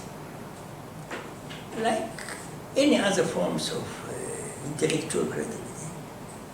And people telling you that Kabbalah doesn't matter what, they're wrong. Kabbalah is changing, it depends what Kabbalists are telling you about what. And the same Kabbalist can change his mind, and we are going to speak about it, more than once in his lifetime, about Kabbalistic issues. And he will present all of them as Kabbalah. That's why I'm happy that not too many of you studied Kabbalah. Because that's my problem when I give lectures. People believe that they know what Kabbalah is, but they know one form of Kabbalah, which is in the best of the worlds, in the best of the worlds, having something to do with what happened in history. It was an invention of an imposter on the TV or people writing books about Kabbalah. But people have the impressions they know Kabbalah. I don't know Kabbalah. I know a variety of Kabbalistic systems and writings, which cannot be subsumed to one type of philosophy. And I shall show you tomorrow how on one page the same Kabbalist is bringing you two different schemes. And such schemes are found a lot in manuscripts. And they differ from what you see on the table. You believe that is Kabbalah, all the Kabbalists accepted. It's not true. Simply not true. Okay. Tomorrow I shall speak a little bit about this, tomorrow, next lecture, about that's fluid. And that's what you see in the books of Kabbalah. You have this scheme. The scheme is, how to put it, is the core of it. On one page, Kabbalists can tell you, there are many manuscripts, that's not what I recommended. It was by chance. But there are manuscripts where you can find 10 pages, which 10 different pictures. Which is normal, and that was not considered to be a problem. So that's what I attempt to do, is one, to show you that there was a special type of Kabbalah here. But on the other side, I should attempt to show there are a variety of Kabbalah also here. And not to say about what happens in Italy, and what happens in the Byzantine Empire, and what happens in the land of Israel, or in Ashkenaz later on, which Kabbalah is are conjugated with a variety of other forms of thought, or forms of invention, which subverts the very idea that we can speak about Kabbalah as you cannot speak about philosophy. You cannot speak about magic, many types of magic. So that's my modest project here about Kabbalah in Castile, but I'm doing the same project in also other centers of Jewish creativity, for sure in Italy, for sure, in Safed. People are thinking about the Kabbalah in Safed. Who knows how many types of Kabbalah were in Safed? People are thinking of Kabbalah of Safed. If there's one Kabbalah, there's nothing like it. People were arguing there, and people saying, look, the Kabbalah of my master. It's totally wrong. So that happens in many, many places. And there are controversies among Kabbalists, which is a topic which was not studied enough. Open controversies. People are excommunicating as a Kabbalist because he's for sure wrong. And so that is the project that I should attempt to, how to put it, realize by speaking about other topics later. Even in the same book, the book of the Zohar, people speak about the book of the Zohar. Who knows how many systems, different systems, are in one book? That's, and don't speak in the last stage. Who knows how many systems are? We still didn't explore all the systems. Found in what is called the book. It's not a book, it's a compilation. So that's that this exercise can be done by one book. Take one book to analyze it and then to see, look, what's written here is different than there. Not different because they had another idea, but there are other sources which we can trace and see that this Kabbalah is one accepted, one view. Next day, he found another book. So what's the problem? Now, who of you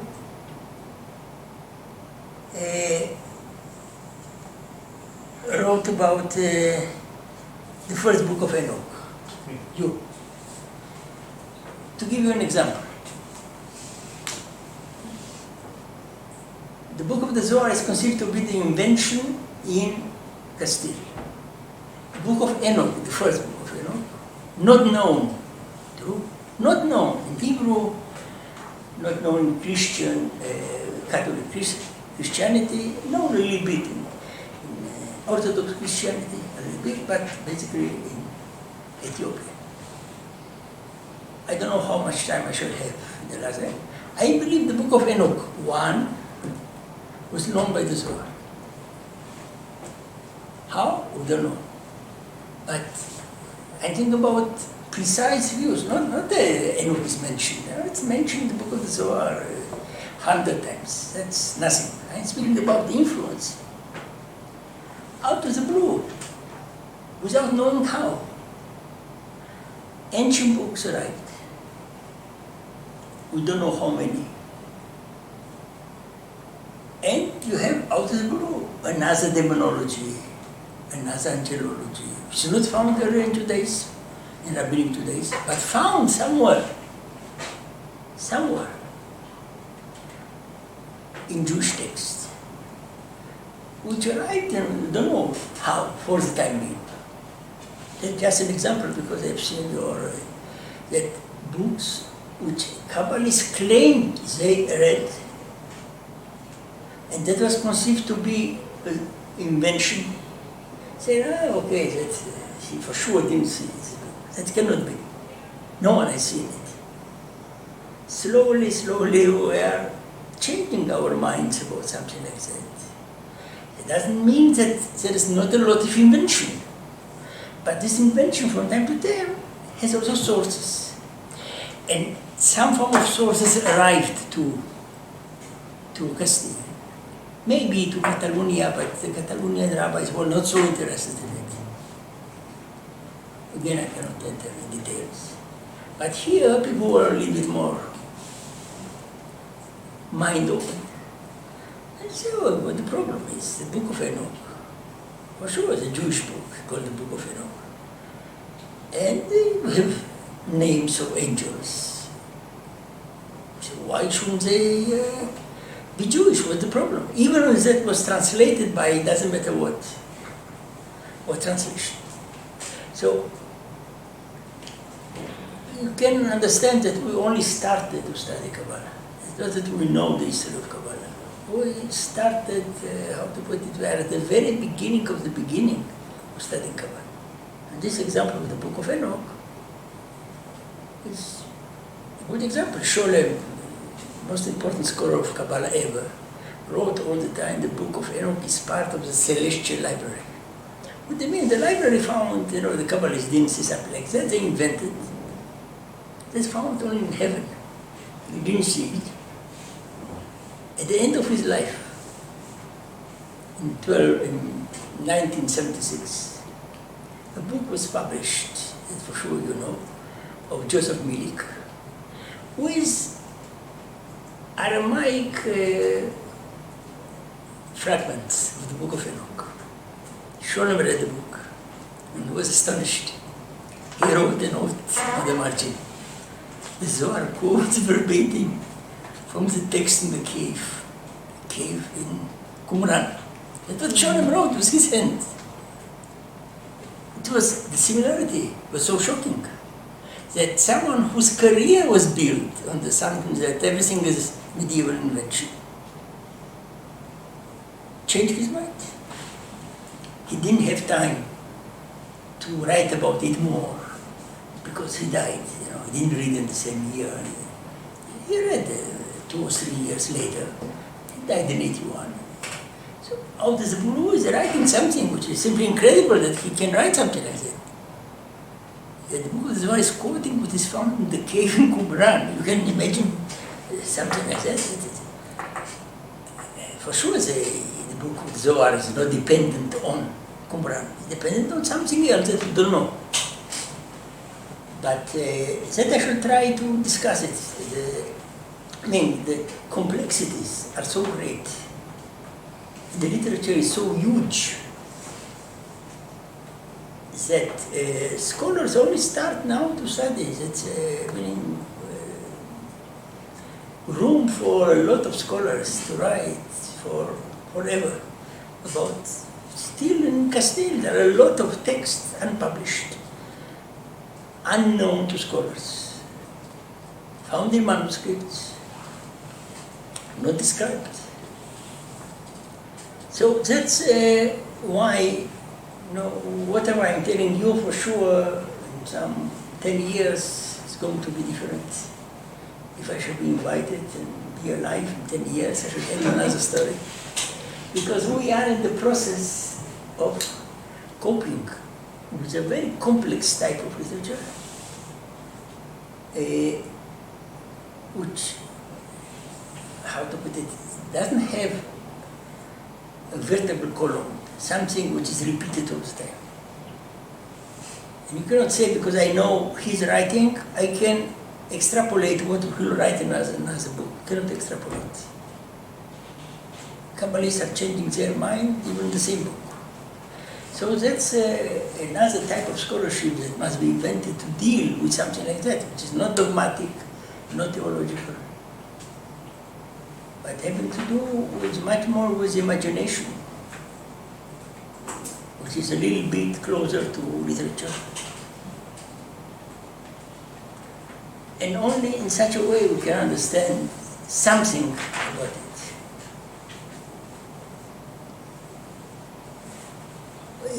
Tell me, you published your PhD, you didn't? I have it on the University of Salamanca. I have my PhD Yes. in the University of Salamanca, here in Spain. Published? No. It's on the repository, so it's not published yet. But You can access online. I can write it or read it Yes, online. yes, sure. Okay. Because I read a lot about those literature. I can send it to you. Send it to me because I'm very, very interested.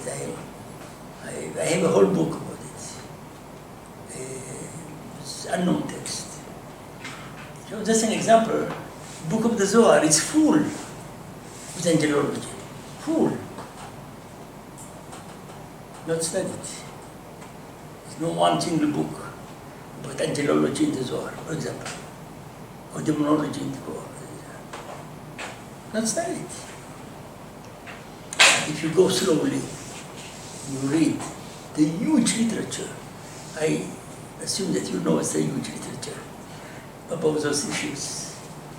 You can see that we can find parallels. They are not always so strong, we don't understand always, but that situation is much more interesting than to say everything's an invention, because there are angelic names which you cannot invent again if you don't have a source.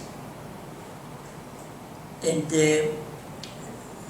we're at the beginning, and also what I'm telling you is the beginning of, for sure there's no one single book on Kabbalah in Castile.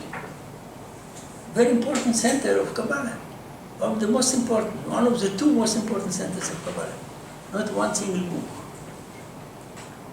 Why? Too difficult. There are too many books, too many schools. What I shall tell you here next time, and that's only the beginning, was an attempt to offer some form of first survey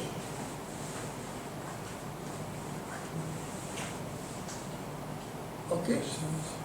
More questions?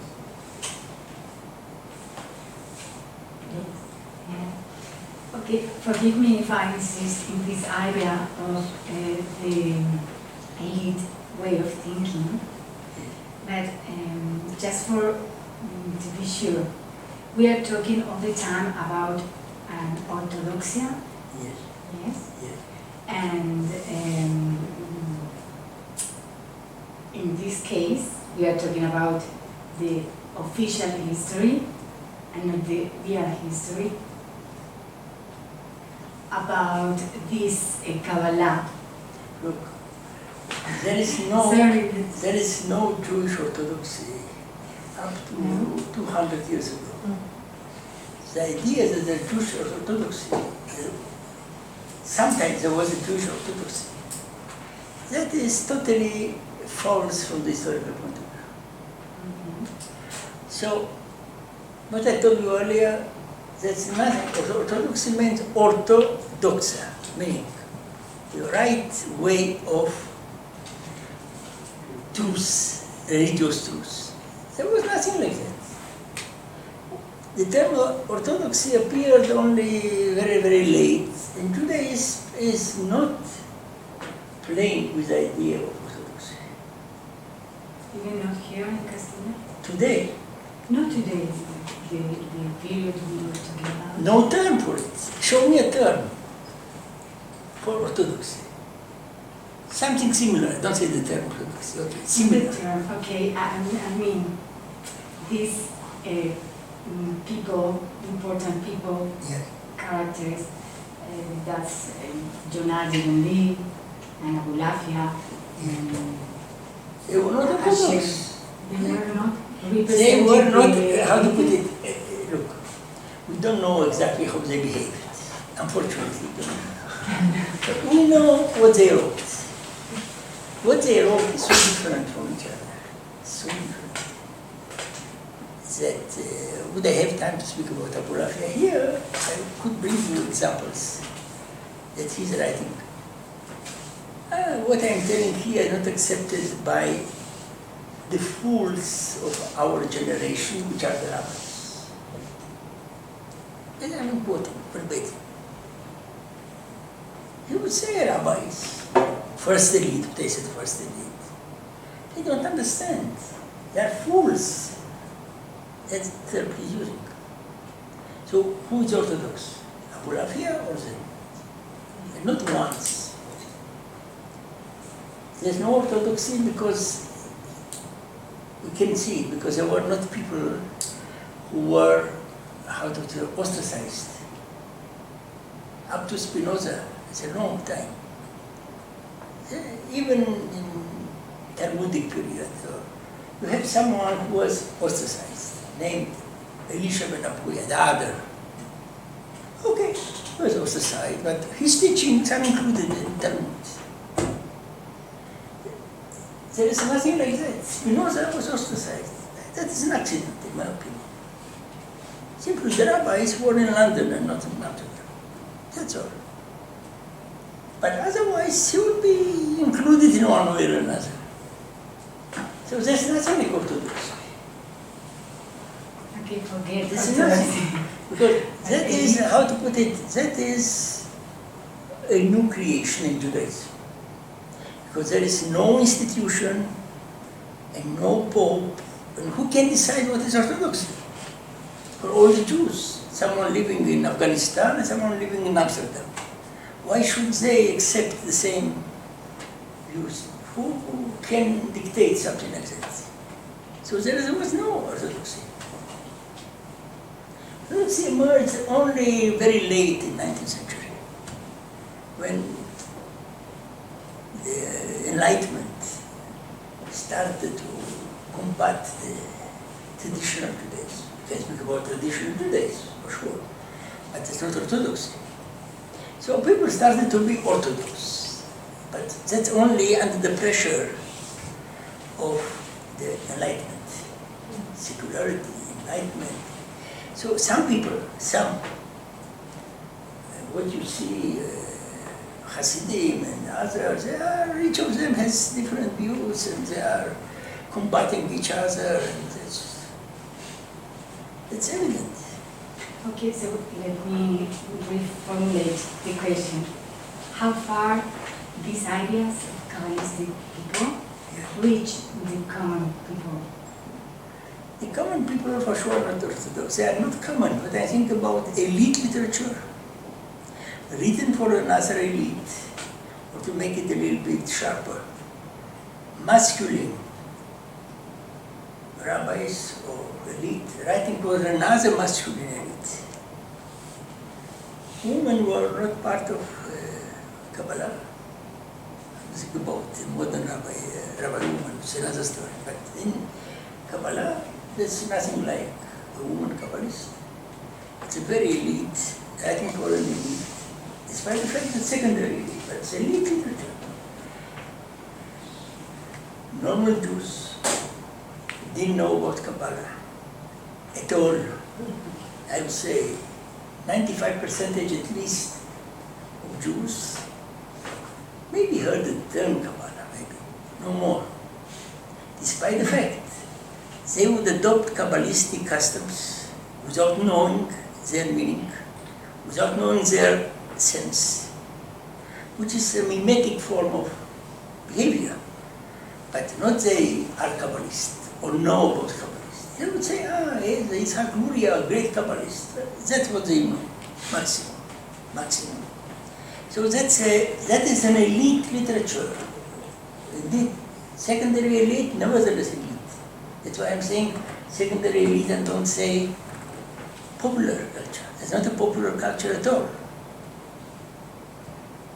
You don't have, if you look to folkloristic standards. Kabbalah doesn't work. It doesn't work in Kabbalistic with the methods of folklore or popular literature at all. It doesn't. The standards of folkloristic research doesn't fit Kabbalistic literature. That it became popular today, it's an accident, an historical accident. It doesn't reflect what happened. It reflects our craziness. People who don't understand anything, they believe they are Kabbalists, behaving without understanding at all anything. But it's a historical accident. It was not intended by God, by the Kabbalists, but people, impostors, are making money out of it, convincing people to pay. Basically, that's why market is also very important. But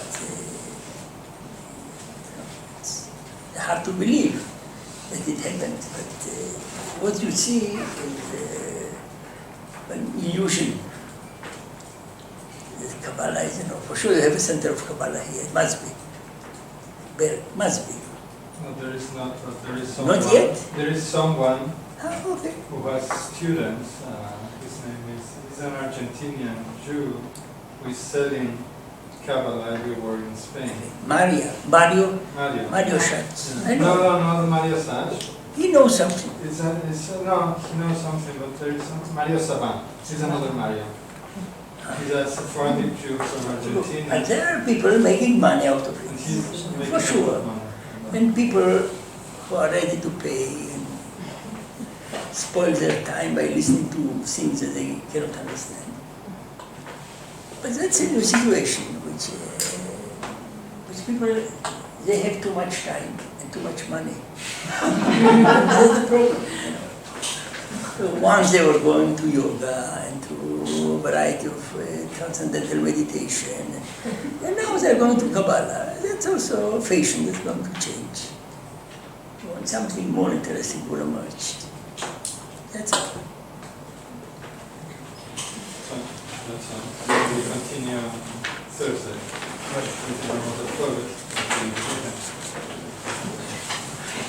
Okay, so look, it will be very helpful for me if you can read for the next time the chapter in Kabbalah and Eros, which is found in my book in Spanish, which deals with mythology of the concubine.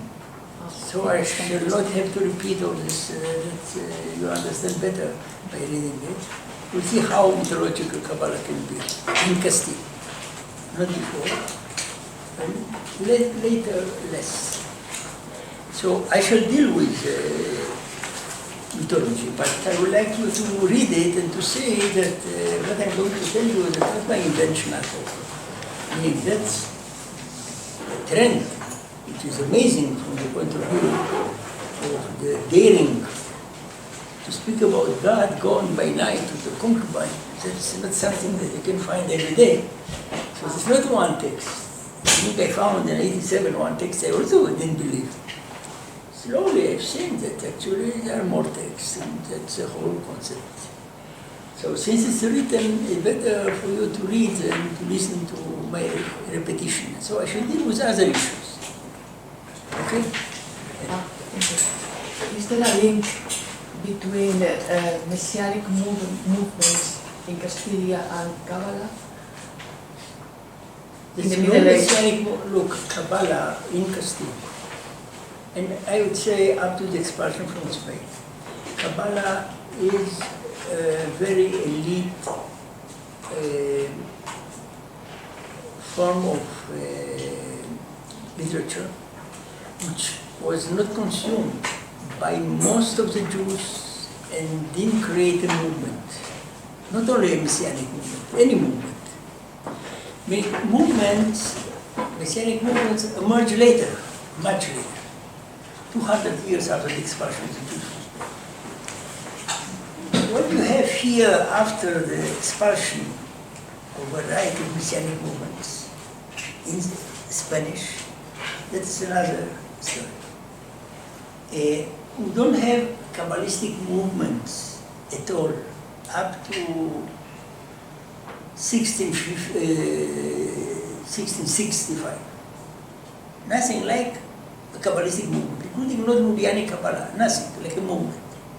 That people who are changing their location, that's called movement for me. You move from here to there because you have an ideology that is pushing you to do things. Not to read books, or even not to believe that someone is Messiah. For example, Abu Lafia wanted to create a movement, but he didn't, because no one moved from one place to another because of his sermons. What happened in the 17th century is another story, which is only in part related to Kabbalah. So Kabbalah was an elite literature. So normal people didn't read those books. They believed the Messiah will come. Whoever will come, we'll see. So there's nothing, it's not a movement, it's a belief. To what extent there is a Sabbatean movement, in my opinion, is still a question. I'm going to tell you Sabbatean movement, which is to a great extent Kabbalistic. But I cannot deal with such an issue here. But in January there was a conference in Rome about Sabbateanism as a movement. I believe it was not a movement. Some few people move from one place to another, it's true. Some people believe Sabbath is Messiah, and then he said, he's not a Messiah. It's not exactly a movement. That is an invention. There is a movement, creating the Zionist movement. People move from one place to another, it's true. That's a movement. Scholars started to look back to see maybe we were not the first movement, Messianic movement. Maybe there are other similar phenomena. So they invented the term Messianic movement. Nothing in Hebrew. Nothing in Hebrew like a Messianic movement. I don't speak about modern Hebrew. So somebody is to a certain extent for sure the Messiah, and people believed in him. And some people even came to visit him. The problem is there is no definition of movement. Give me a definition and then I shall tell you if it's a movement or not a movement. If you don't have a definition, we can call everything movement. So that's a problem. But it's a mass movement of people changing their mind, their place, in order to achieve something. Up to Sabbatanis for sure, there's nothing like that. With Sabbatanis, we can start to think about, and then we can dispute. That's your definition, that's my definition, what's the better definition? That, in my opinion, is an open story. I wrote about it, but that's also need to share. I mean, we're using too easily concepts, which, in my opinion, that's, how to put it, imposing modern phenomena on earlier phenomena. It's anachronistic, in my opinion. There are scholars who believe that there are movements. Okay. Hasidism is a movement. People are moving from one place to another to see their leader. Moving, leaving the family, going to who knows how many miles, spending time there, believing in this, coming back, and that's a movement, spreading. Some of them left Europe, went to a variety of places. That's a movement. I don't say they're not movements at all, or Jewish mystical movements. But it depends on what definition you adopt. So, no doubt, Hasidism is a movement. Modern Hasidism. No doubt about it, in my opinion. But that I can show that people are moving all the time in Eastern Europe from one place to another. But some people left from Eastern Europe to the land of Israel, to Safed and to Tiberias and to Jerusalem, and created new centers. Don't speak today. Moved wherever, to America, or going all over the world, like Lubavitch. It's a movement, you know. You cannot ignore something like that. But if there was movement in the hard sense before, I am ready to listen to definitions and see if certain definition is adequate to the data we have. So that's Spain, no Kabbalistic movement. That in fact, there's a slowdown after Castile Kabbalah. Something like 150 years, Kabbalah didn't disappear, it was more marginal than before. And then we should speak about it. Before the expulsion, a generation before the expulsion, there is a renewal of Kabbalah. I believe also in Castile. But that is 5 Kabbalists. I don't believe 5 is a huge exaggeration. 5 is literature. It's true. But a movement. Jews couldn't read this literature. It's a complete literature. Couldn't read, there was no reason the rabbis would not allow them to go. Would immediately, actually speak later. There was a prophet in Abia who wrote a lot. People were afraid of it, because what was going on. It's a messianic prophet. The rabbi said, look, check what if he's not crazy or something. That was the answer, and this literature disappeared, unfortunately. Unfortunately. Maybe there were hundreds of thousands of pages which existed. It's about someone who read them. They disappeared all of them. I would like to have 1 page. I would give a year of my life to have 1 page. That could become a movement. Would this prophet of Avila, with all those writings being disseminated? But it was stopped to the play, on the spot. That's, we're dealing with another literature that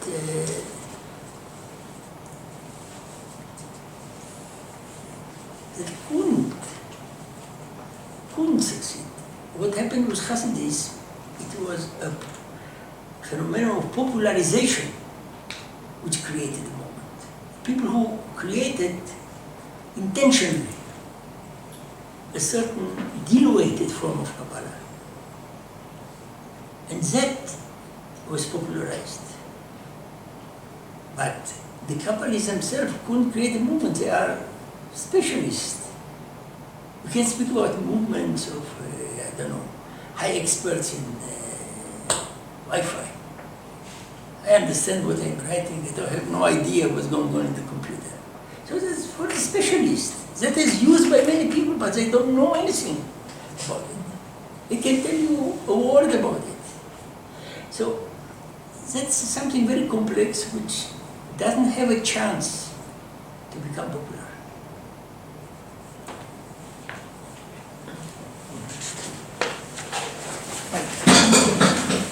Thank you very much.